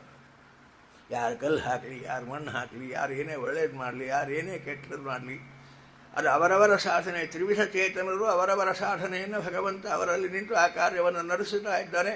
ಏನು ನಡೀತೋ ಅದು ನನ್ನ ಒಳ್ಳೆಯದಕ್ಕಾಗಿ, ಜಗತ್ತಿನ ಒಳ್ಳೆಯದಕ್ಕಾಗಿ. ಇಷ್ಟೇ ಚಿಂತನೆಯ ಹೊರತು ತಮೋಯೋಗ್ಯನಾದ ಕಲಿಯಲ್ಲಿ ನಿಂತು ಸಾಧನೆ ಮಾಡಿಸುವವನು ಭಗವಂತನೇ ಅಲ್ವಾ. ಹಾಗಾಗಿ ಕಲಿ ಕೆಟ್ಟ ಸಾಧನೆಯನ್ನು ಮಾಡ, ಒಳ್ಳೆ ಸಾಧನೆ ಅವನ್ಯಾಕೆ ಮಾಡ್ತಾನೆ. ಆದ್ದರಿಂದ ಯಾವ ಕಾಲಕ್ಕೂ ಯಾವುದನ್ನು ಯಾರು ಮಾಡಿದರು ಅನ್ನುವ ಸ್ವಾತಂತ್ರ್ಯವನ್ನು ಚಿಂತನೆ ಮಾಡದೆ ಅವರು ಅಸ್ವತಂತ್ರರು. ಅದನ್ನು ಮಾಡಲಿಕ್ಕೆ ಅವರು ಯಾರು ಸಮರ್ಥರು? ಶಕ್ತರಲ್ಲ. ಅವರ ಸಾಧನೆ ಏನು, ಅವರ ಯೋಗ್ಯತೆ ಎಂಥದ್ದು, ಅವರ ಪ್ರಾಚೀನ ಕರ್ಮ ಎಂಥದ್ದು, ಅವರಿಂದ ಆ ಕ್ರಿಯೆಯನ್ನು ಭಗವಂತ ಮಾಡಿಸಿ ಅವರವರ ಸಾಧನೆಯನ್ನು ಅವರ ಗುರಿ ಹೊಂದಿಸುವುದಕ್ಕೋಸ್ಕರವಾಗಿ ಮಾಡಿಸುತ್ತಾ ಇದ್ದಾನೆ ಅಂತ ಪ್ರತಿಯೊಂದರಲ್ಲಿಯೂ ಸರ್ವಕರ್ತನಾದ ಸರ್ವತಂತ್ರ ಸ್ವತಂತ್ರನಾದ ಭಗವಂತನ ಈ ಅಧ್ಯಾತ್ಮ ಚಿಂತನೆಯನ್ನು ಅವರು ಮಾಡ್ತಾರೆ ಹೊರತು ಮನಸ್ಸು ಉದ್ವಿಗ್ನ ಆಗಲಿಕ್ಕೆ ಕೊಡಲ್ಲ ಅವರು. ನಮ್ಮ ಆಚಾರ್ಯ ಒಂದು ಕಥೆ ಹೇಳ್ತಿದ್ರು, ಸಹನೆಯ ಬಗ್ಗೆ ಒಬ್ಬ ಭಾಗವತರ ಕಥೆಯನ್ನು ಹೇಳ್ತಿದ್ರು. ಹಿಂದೆಲ್ಲ ನದಿ ತೀರದಲ್ಲಿ ಹಳ್ಳಿಯಲ್ಲಿ ಆಶ್ರಯಿಸಿಕೊಂಡಿರ್ತಿದ್ರು ಬ್ರಾಹ್ಮಣರು. ಈಗೆಲ್ಲ ಇಲ್ಲ, ಈ ಪೇಟೆನೇ ಆಗಬೇಕು ನಮಗೆಲ್ಲ ಅಲ್ವಾ. ಹಾಗೆ ಹಿಂದೆ ಒಬ್ಬ ಬ್ರಾಹ್ಮಣ ಯಾವುದೋ ಒಂದು ಹಳ್ಳಿ, ನದಿ ತೀರ ಯಾವುದೇ ಇರಲಿ, ಅದೇನು ಬೇಡ, ಒಟ್ಟು ಒಂದು ನದಿ ತೀರದ ಹಳ್ಳಿಯಲ್ಲಿ ಆ ಬ್ರಾಹ್ಮಣ ಸಾಧನೆ ಮಾಡಿಕೊಂಡಿದ್ದ. ಬಹಳ ತಾಳ್ಮೆ. ಪ್ರತಿಯೊಂದನ್ನು ಈ ಅಧ್ಯಾತ್ಮ ಚಿಂತನೆ ಹಿನ್ನೆಲೆಯಲ್ಲಿ ಆಲೋಚಿಸಿ ಮನಸ್ಸನ್ನು ನಿಯಂತ್ರಣದಲ್ಲಿ ಇಟ್ಟುಕೊಂಡ ಬ್ರಾಹ್ಮಣ. ಆ ಹಳ್ಳಿಯ ಕೆಲವು ಜನರಿಗೆಲ್ಲ ಕುಚೋದ್ಯ ಎಲ್ಲರೂ ಇರ್ತಾರೆ. ಊರನ ಮೇಲೆ ಅಂಥ ಜನನೂ ಇರ್ತಾರೆ, ಇಂಥ ಜನನೂ ಇರ್ತಾರೆ. ಸಂತೋಷ ಪಡೋ ಜನನೂ ಇರ್ತಾರೆ, ದುಃಖ ಪಡುವ ಜನನೂ ಇರ್ತಾರೆ, ವಿರೋಧ ಮಾಡುವ ಜನನೂ ಇರ್ತಾರೆ. ಊರನ ಮೇಲೆ ಎಲ್ಲರೂ ಇರೋದೆ. ಈ ಬ್ರಾಹ್ಮಣ ಸಿಟ್ಟಿಗೆ ಬರಲ್ಲ, ಇನ್ನೊಮ್ಮೆ ಸಿಟ್ಟಿಗೆ ಬರೆಸ್ಬೇಕು ಅಂತ ಒಂದು 4-6 ಜನ ಕುಚೋದ್ಯ ಮಾಡ್ತಾ ಒಂದು ನಿರ್ಣಯ ಮಾಡಿದರು. ಬ್ರಾಹ್ಮಣರಿಗೆ ಸಾಮಾನ್ಯವಾಗಿ ಉಳಿದ ಸಮಯಕ್ಕಿಂತ ಮಡಿಲೇ ಇದ್ದಾಗ ಮೈಲಿಗೆ ಮಾಡಿಬಿಟ್ಟು ಭಾಳ ಸಿಟ್ಟು. ಇದು ಸ್ವಾಭಾವಿಕ, ಸಿಟ್ಟಿಗೆ ಬರೋದು. ಮೈಲಿಗೆ ಆಟ ಸಿಟ್ಟು ಬರೋದು, ಮೈಲಿಗೆ ಕಾರಣರಾದವರ ಮೇಲೆ ಸಿಟ್ಟು ಬರ್ತದೆ. ಹಾಗಾಗಿ ಬ್ರಾಹ್ಮಣ ನಿತ್ಯ ಸೂರ್ಯೋದಯಕ್ಕೆ ಸ್ನಾನ ಮಾಡಿ ಬರ್ತಾನೆ, ಅವನಿಗೆ ಮೈಲಿಗೆ ಮಾಡುವುದು. ಹೀಗೆ ಆಲೋಚನೆ ಮಾಡಿ ಅವರೆಲ್ಲ ಮೈಲಿಗೆ ಮಾಡಿದರು. ಅವನು ಬರುವಾಗ ಕಟ್ಟೆ ಮೇಲೆ ಕೂತ್ಕೊಂಡು ಬೇಕಂತೆ ಉಗುಳದು ಹೆಂಗೆ ಮಾಡಿ ಉಗುಳು ಸಿಡಿಯುವಂತೆ ಮಾಡೋದು. ಥಳಿ ಹಾಕುವ ನೆಪದಲ್ಲಿ ನೀರು ಸುಡಿಸೋದು, ಕಸ ಬಳಿಯುವ ನೆಪದಲ್ಲಿ ಅವನಿಗೇನೋ ಸಿಡಿಸೋದು. ಹೀಗೆ ಏನೋ ಮಗ್ಲಿಗೆ ಹೋದಂಗೆ ಮಾಡಿ ಹಾಯ್ಕೊಂಡು ಹೋಗೋದು. ಹೀಗೆ 24 ಸಲ ಮೈಲಿಗೆ ಮಾಡಿದಂತ ಬ್ರಾಹ್ಮಣನಿಗೆ. ಮೈಲಿಗೆ ಆಯಿತು, ಮತ್ತೆ ಸೀದಾ ನದಿಗೆ ಹೋದ, ಮತ್ತೆ ಸ್ನಾನ ಮಾಡಿದ ಬಂದ. ಇವ್ರು ಯಾರೋ ಮತ್ತೆ ಮೈಲಿಗೆ ಮಾಡಿ ಮತ್ತೆ ಸ್ನಾನಕ್ಕೆ ಹೋದ. ಯಾಕೋ ತಿಳಿಯಂಗಿಲ್ಲೇನು ಅಂತಿದ್ವಿ ನಾವಾಗಿದ್ದರೆ. ಆ ಬ್ರಾಹ್ಮಣ ಅನ್ನಿಲ್ಲಂತೆ. 24 ಸಲವೂ ಮೈಲಿಗೆ ಮಾಡಿದರೆ 24 ಸಲವೂ ಸ್ನಾನ ಮಾಡಿ 25ನೇ ಸ್ನಾನ ಮತ್ತೆ ಸ್ನಾನ ಮಾಡಿ ಬಂದ. ಕಡೆಗೆ ಅವರೇ ಸೋತರು ಊರು ಮಂದಿ, ಕುಚೋದ್ಯ ಮಾಡಬಹುದು. ಕಡೆಗೆ ಬಂದು ಸಾಷ್ಟಾಂಗ ನಮಸ್ಕಾರ ಮಾಡಿದ್ರು. ಆಚಾರ್ಯ ನಿಮ್ಗೆ ಸಿಟ್ಟು ಬರಬೇಕು ಅಂತ ನಾವು ಇಷ್ಟೆಲ್ಲ ಮಾಡಿದ್ವಿ, ನೀವು ಸಿಟ್ಟಿಗೆ ಬರಲಿಲ್ಲ, 25 ಸ್ನಾನ ಮಾಡಿದ್ರಿ, ನಮಗೆ ಸಿಟ್ಟೇ ತೋರಿಸಲಿಲ್ಲ, ನಿಮ್ಮ ಸಾಧನೆ ದೊಡ್ಡದು ಅಂದ್ರಂತೆ. ಆ ಬ್ರಾಹ್ಮಣ ಅಂದ, ಅಪ್ಪ ನಾನು ಸಿಟ್ಟು ಬರ್ಲಿಕ್ಕೆ ನಾನು ಯಾರು, ನನಗಿವತ್ತು 25 ನದಿ ಸ್ನಾನ ಮಾಡಿದ ಪುಣ್ಯ ಕೊಡಬೇಕು ಅಂತ ಆರು ಸಂಕಲ್ಪ ಮಾಡ್ಯಾನ, ನಾನೇನು ಮಾಡಲಿ ಅದಕ್ಕೆ ಅಂದಂತ ಬ್ರಾಹ್ಮಣ. ನೀವು ಮನೆ ಮಾಡಿದ್ರಿ ಇರಲಿಲ್ಲ. ಹಾಗೆ ಪ್ರತಿಯೊಂದರಲ್ಲಿ ಸ್ವತಂತ್ರನಾದ ಭಗವಂತನ ಸಂಯೋಜನೆ, ಅವನ ಸ್ವತಂತ್ರ ಕರ್ತೃತ್ವವನ್ನು ಚಿಂತನೆ ಮಾಡ್ತಾ ಯಾವುದೇ ಆದರೆ ಅವನ ಸಂಕಲ್ಪದಿಂದ ಆಯಿತು. ನನಗಿವತ್ತು 25 ನದಿ ಸ್ನಾನ ಮಾಡಿದ ಪುಣ್ಯ ಭಗವಂತ ಕೊಟ್ಟ ಅಂತ ಸಂತೋಷಪಟ್ಟನೆ ಹೊರತು ನನಗೆ ಮೈಲಿಗೆ ಮಾಡಿದೆ ಅಂತ ಮನಸ್ಸು ಉದ್ವಿಗ್ನ ಆಗಲೇ ಇಲ್ಲ ಅವನಿಗೆ ಅಂತಿದ್ರು ನಾವು ಆಚಾರ್ಯ. ಹೀಗೆ ತಿತಿಕ್ಷವ ಸಹನೆ ಮುಖ್ಯ ಗುಣ, ಎಲ್ಲವನ್ನು ಅವರು ಸಹಿಸ್ತಾರೆ. ಯಾವುದಕ್ಕೂ ಮನಸ್ಸು ಉದ್ವಿಗ್ನ ಆಯಿತೋ ಕೆಟ್ಟ ಆಲೋಚನೆ ಬರ್ತದೆ.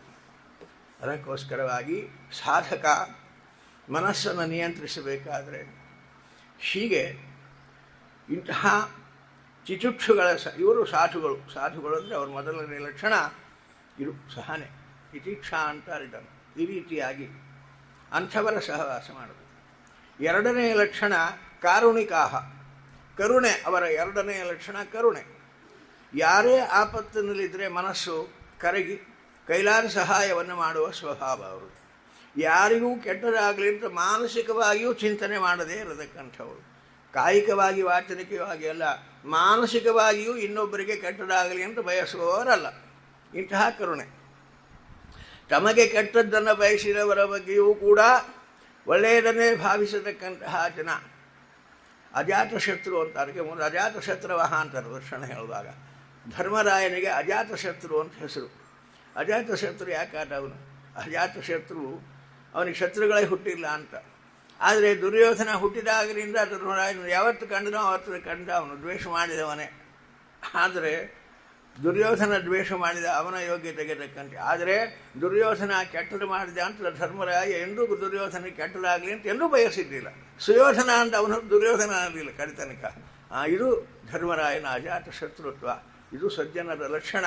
ರಾಜ್ಯ ಕೇಳಲಿಕ್ಕೆ ಹೋಗ್ಬೇಕಂದ್ರು ಬೆಳಗ್ಗೆ ನೋಡಿದ್ವಿ, ನಾಯಿಗಳಂತೆ ಜಗಳಾಡಬೇಕಾ ರಾಜ್ಯಕ್ಕೆ ಮನುಷ್ಯರಾಗಿ ಎಂದವನು. ಹೀಗೆ ಇದು ಸಾಧುಗಳ ಲಕ್ಷಣ. ಎಂದೂ ಅಧರ್ಮ ಬುದ್ಧಿಯಲ್ಲಿ ಅವನ ಬುದ್ಧಿ ಹೋಗಲಿಲ್ಲ. ಇನ್ನೊಬ್ಬರು ಕೆಟ್ಟದ್ದು ಮಾಡಿದರು ಅಂತ ಅವನಿಗೆ ಅನಿಸಲೇ ಇಲ್ಲ. ಮನಸ್ಸು ಇಂತಹ ಹಿಡಿತದಲ್ಲಿ ಇಟ್ಟುಕೊಂಡಿರತಕ್ಕಂಥವ. ಕಾರಣ ಕಾರುಣಿಕಾಹ, ಅಪಾರವಾದ ಕರುಣೆ. ನನ್ನವರು ತನ್ನವರು ಏನಿಲ್ಲ, ಯಾರೇ ಕಷ್ಟದಲ್ಲಿದ್ದಾರೆ ಮನಸ್ಸು ಕರಗಿ ಅವರಿಗೆ ಕೈಲಾದ ಸಹಾಯವನ್ನು ಮಾಡತಕ್ಕಂತಹ ಕರುಣೆ ಅವರಲ್ಲಿರ್ತದೆ. ನಮಗದಿರಲ್ಲ, ನಮ್ಮವರಾಗಬೇಕಷ್ಟೇ. ಆಗ ಮಾತ್ರ ಕರುಣೆ ಬರೋದು ಕಷ್ಟ. ಇಲ್ಲಾಂದರೆ ನಮ್ಮದೆಲ್ಲ ಮಾಡ್ಯಾನ ಮಗ ಅನುಭವಿಸ್ಲಿ. ಎಡಗೈಲಿ ಮಾಡಿದ್ದು ಬಲಗೈಲಿ ಉಣಬೇಕು, ಮಾಡ್ಯಾನ ಅನುಭವಿಸ್ಲಿ ಅಂತ ನಾವು ಹೀಗೆ ನೋಡಿ ಸಂತೋಷ ಪಡ್ತೇವೆ ಹೊರತು ಇನ್ನೊಬ್ಬರು ದುಃಖದಲ್ಲಿರುವಾಗ ಸಹಾಯ ಮಾಡಬೇಕನ್ನುವ ಬುದ್ಧಿ ನಾವು ಬರೋಲ್ಲ. ಸಹಾಯ ಮಾಡದಿದ್ರಿಲ್ಲ ಅಯ್ಯೋ ಅಂತ ಅನಿಸ್ತೆ ಬರೆಸಿಲ್ಲ, ಮಾಡ್ಯಾನ ಅನುಭವಿಸ್ತಾನೆ ಅಂತ ವಿಪರೀತವಾಗಿ ನಮ್ಮ ಮನಸ್ಸು ಕೆಲಸ ಮಾಡ್ತದೆ. ಇದಲ್ಲ, ಇದು ಸಾಧುಗಳ ಲಕ್ಷಣ ಅಲ್ಲ ತಾಯಿ. ಕರುಣೆ ಬರಬೇಕು ಮನಸ್ಸಿಗೆ. ಅಯ್ಯೋ ಯಾರೇ ಕಷ್ಟದಲ್ಲಿದ್ದರೆ ಅವರು ಪಶು ಪಕ್ಷಿ ಪ್ರಾಣಿಗಳಿರಬಹುದು, ಅಯ್ಯೋ ಅನಿಸಿ ಕೈಲಾದ ಸಹಾಯವನ್ನು ಮಾಡುವರು. ಇದು ಸಾಧುಗಳ ಲಕ್ಷಣ. ಆದ್ದರಿಂದ ಸರ್ವದೇಹಿನಾಂ ಸುಹೃದ, ಯಾರೇ ಇರಲಿ ಅವರಿಗೆ ಆಪದ್ಬಾಂಧವರಾಗ್ತಾರೆ, ಅನಿಮಿತ್ತ ಬಾಂಧವರಾಗ್ತಾರೆ. ಯಾವುದನ್ನು ಅಪೇಕ್ಷೆ ಪಡದೆ ಉಪಕಾರ ಮಾಡುವ ಸ್ವಭಾವ ಸುಹೃದ. ಯಾವುದನ್ನು ಯಾರಿಂದೂ ಅಪೇಕ್ಷೆ ಪಡೋಲ್ಲ, ಉಪಕಾರ ಮಾಡ್ತಾರೆ. ನಮಗೆ ಉಪಕಾರ ಮಾಡುವ ಬುದ್ಧಿ ಇಲ್ಲ ಅಂತಿಲ್ಲ, ಉಪಕಾರ ಮಾಡುವ ಕೆಟ್ಟ ಬುದ್ಧಿ ಒಮ್ಮೊಮ್ಮೆ ಬರ್ತದೆ ನಮಗೆ. ಯಾವಾಗ ಇವನಿಗೆ ಇವತ್ತು ಉಪಕಾರ ಮಾಡಿದರೆ ನಾಳಿಂದ ಇವನಿಗೆ ಯಾವುದೋ ಹೆಚ್ಚಿನ ಲಾಭ ಆಗ್ತದೆ ಅಂತ ಅನಿಸಿದರೆ ಉಪಕಾರ ಮಾಡುವ ದುರ್ಬುದ್ಧಿ ನಮಗೆ ಬರ್ತದೆ. ಅನಿಮಿತ್ತವಾಗಿ ಉಪಕಾರ ಮಾಡುವ ಬುದ್ಧಿ ನಮ್ಮಲ್ಲಿರಲ್ಲ. ಸಾಧುಗಳಲ್ಲ, ಹಾಗಲ್ಲ ತಾಯಿ.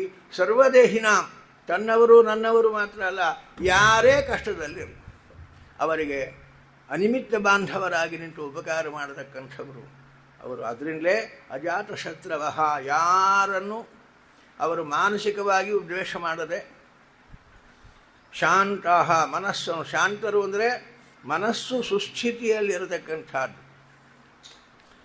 ಮನಸ್ಸಿನಿಂದ ಹೀಗೆ ಆಲೋಚನೆ ಮಾಡಿ ಭಗವಂತನ ಸರ್ವಸ್ವಾತಂತ್ರ್ಯ ಚಿಂತನೆ ಮಾಡ್ತಾ ಮನಸ್ಸನ್ನು ಉದ್ವಿಗ್ನತೆಗೆ ಒಳಗೊಡದಂತೆ ಇರತಕ್ಕಂಥವರು. ಇಂಥವರು ಸಾಧವ, ಇವರು ಸಾಧುಗಳು ತಾಯಿ. ಇಂಥವರ ಸಹವಾಸ ನಿರಂತರ ಭಗವಂತನ ಚಿಂತನೆ.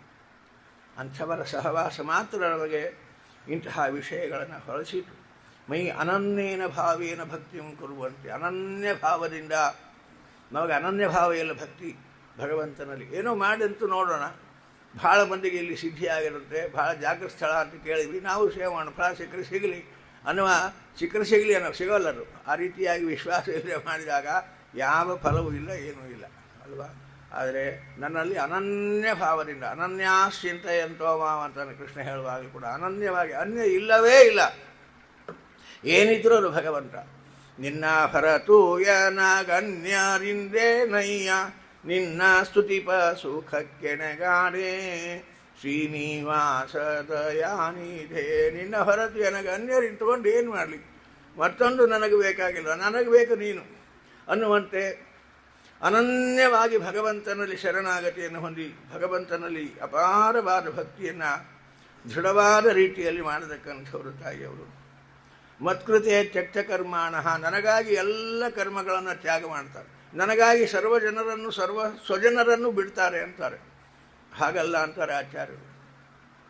ನನಗಾಗಿ ಎಲ್ಲ ಕರ್ಮಗಳನ್ನು ಬಿಡ್ತಾರೆ ಅಂದರೆ ಹಾಗಾದರೆ ಅವರೇನು ಕರ್ಮಾನುಷ್ಠಾನ ಮಾಡಲ್ವಾ, ವೇರೋಕ್ತವಾದ ಕರ್ಮಗಳನ್ನು ಮಾಡಲ್ವಾ ಅವರು ಅಂದರೆ ಮಾಡ್ತಾರೆ.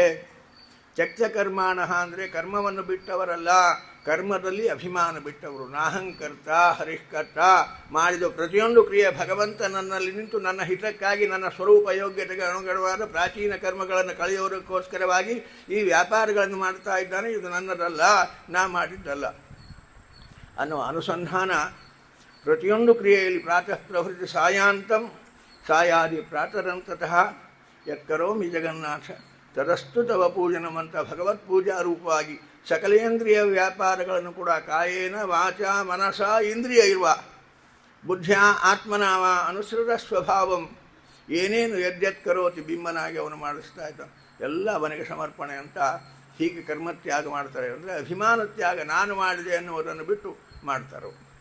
ನಾನು ಪ್ರತಿಯೊಂದು ನಾನು ಮಾಡಿದೆ ಅನ್ನುವುದು ನಮ್ಮ ಸ್ವಭಾವ. ಅವರೆಂದೂ ಯಾವುದರಲ್ಲಿಯೂ ನಾನು ಮಾಡಿದೆ ಅನ್ನುವ ಚಿಂತನೆ ಅವರಿಗೆ ಬರೋಲ್ಲ ತಾಯಿ. ಇದೇ ಕರ್ಮತ್ಯಾಗ ಅಂತ ಅನ್ನಿಸ್ತದೆ. ತ್ಯಕ್ತ ಸ್ವಜನ ಬಾಂಧವಾಹ, ಸ್ವಜನರನ್ನು ಬಾಂಧವರನ್ನು ಎಲ್ಲ ಬಿಟ್ಟು ವಿರಕ್ತರಾಗಿ ಹೋಗ್ತಾರೆ ಅಂತ ಅನ್ನಿಸ್ತದೆ. ಅಲ್ಲ, ಅವರು ನಮ್ಮಲ್ಲೇ ಇರ್ತಾರೆ, ನಮ್ಮ ಜೊತೆಯಲ್ಲೇ ಇರ್ತಾರೆ. ಆದರೆ ಯಾವ ರೀತಿಯಾಗಿ ಹಚ್ಚಿಕೊಂಡಿರ್ತಾರೆ ಅವರು ಸಂಸಾರವನ್ನು ಅಂದರೆ, ಈ ಸ್ವಜನರು ಬಾಂಧವರು ಏನಿದ್ದಾರೋ ಇವರೆಲ್ಲ ನನ್ನನ್ನು ಪ್ರೀತಿ ಮಾಡ್ತಾ ಇದ್ದಾರೆ. ತಂದೆ ತಾಯಿಗಳು ಪ್ರೀತಿ ಮಾಡ್ತಾರೆ, ಹೆಂಡತಿ ಪ್ರೀತಿ ಮಾಡ್ತಾರೆ, ಮಕ್ಕಳು ಪ್ರೀತಿ ಮಾಡ್ತಾರೆ.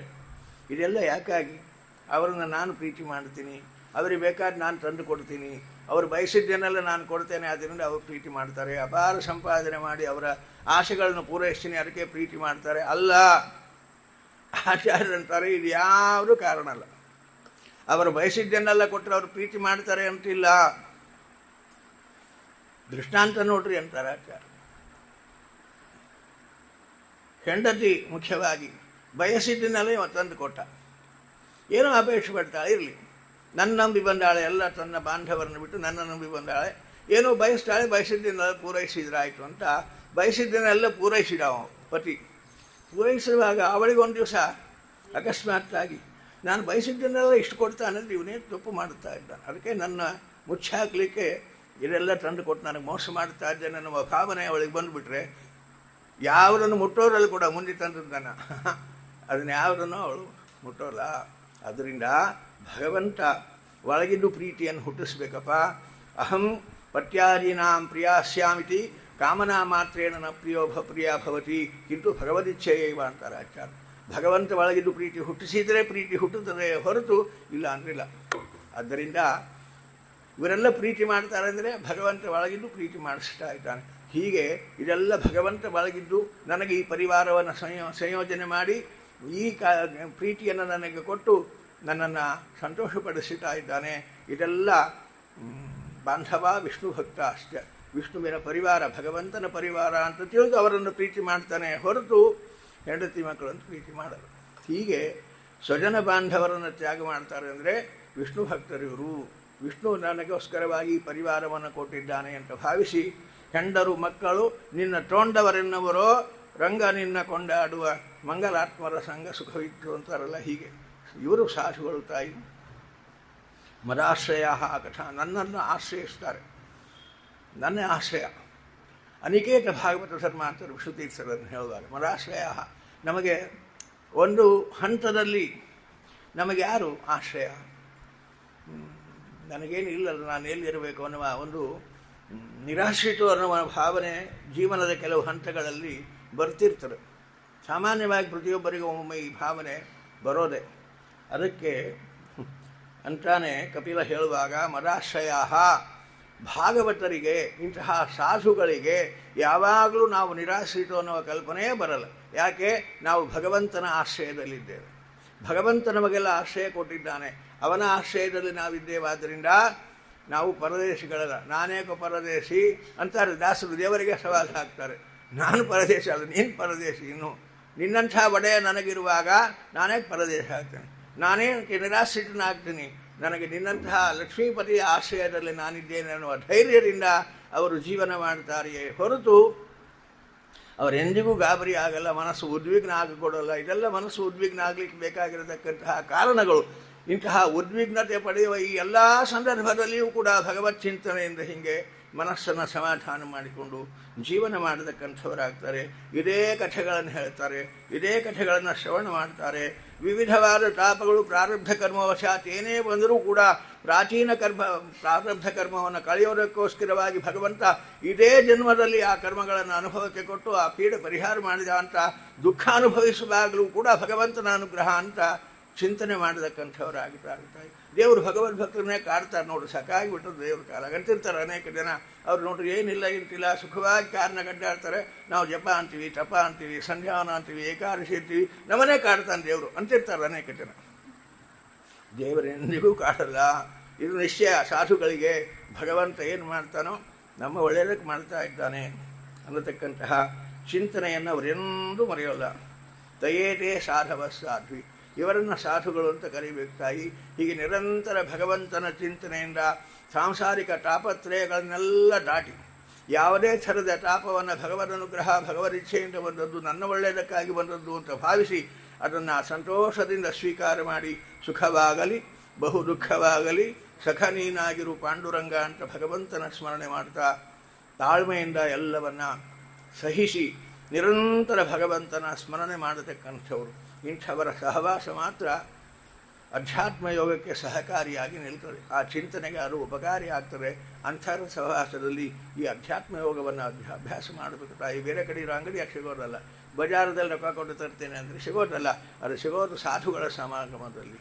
ಅಂತಹ ಸಾಧುಗಳ ಸಮಾಗಮದಲ್ಲಿ ಅಧ್ಯಾತ್ಮ ಚಿಂತನೆಯನ್ನು ಮಾಡಬೇಕು. ಮನಸ್ಸು ದೃಢವಾಗ್ತದೆ, ಭಗವಂತನಲ್ಲಿ ಅಪಾರವಾದ ಆಸಕ್ತಿಯನ್ನು ಹೊಂದತಕ್ಕಂಥಾಗ್ತದೆ. ಆ ಮೂಲಕ ಅಧ್ಯಾತ್ಮ ಯೋಗ ಅರ್ಥವಾಗಲಿಕ್ಕೆ ಪ್ರಾರಂಭವಾಗ್ತದೆ ಅಂತ ಸಾಧುಗಳ ಸಹವಾಸದ ವೈಶಿಷ್ಟ್ಯವನ್ನು ದೇವಹೂತಿಗೆ ತಾನು ನಿರೂಪಣೆ ಮಾಡಿದ್ದಾನೆ. ಇಂತಹ ಅಧ್ಯಾತ್ಮ ಯೋಗ ಅರ್ಥವಾಗಬೇಕಾದರೆ ನಮ್ಮ ಮನಸ್ಸಿಗೆ ಸ್ವಲ್ಪ ಟ್ರೈನಿಂಗ್ ಕೊಡಬೇಕು ಅಂತ. ಅದೇನು ಮನಸ್ಸಿಗೆ ಹ್ಯಾಕೆ ಟ್ರೈನಿಂಗ್ ಕೊಡಬೇಕು ಅದನ್ನು ನಾಳಿನ ಚಿಂತನೆಯಲ್ಲಿ ಮುಂದುವರಿಸೋಣ. ಮಧ್ವೇಶಾರ್ಪಣಮಸ್ತು. ತತ್ರೈವ ಗಂಗಾ ಯಮುನಾ ಚ ವೇಣಿ ಗೋದಾವರಿ ಸಿಂಧು ಸರಸ್ವತೀ ಚ ಸರ್ವಾಣಿ ತೀರ್ಥಾನಿ ವಸಂತಿ ತತ್ರ ಯತ್ರಾರ್ಚಿತೋದಾರಕಥಾ ಪ್ರಸಂಗಃ. ವ್ಯಾಸಾಯ ಭವನಾಶಾಯ ಶ್ರೀಶಾಯ ಗುಣರಾಶಯೇ ಹೃದ್ಯಾಯ ಶುದ್ಧವಿದ್ಯಾಯ ಮಧ್ವಾಯ ಚ ನಮೋ ನಮಃ.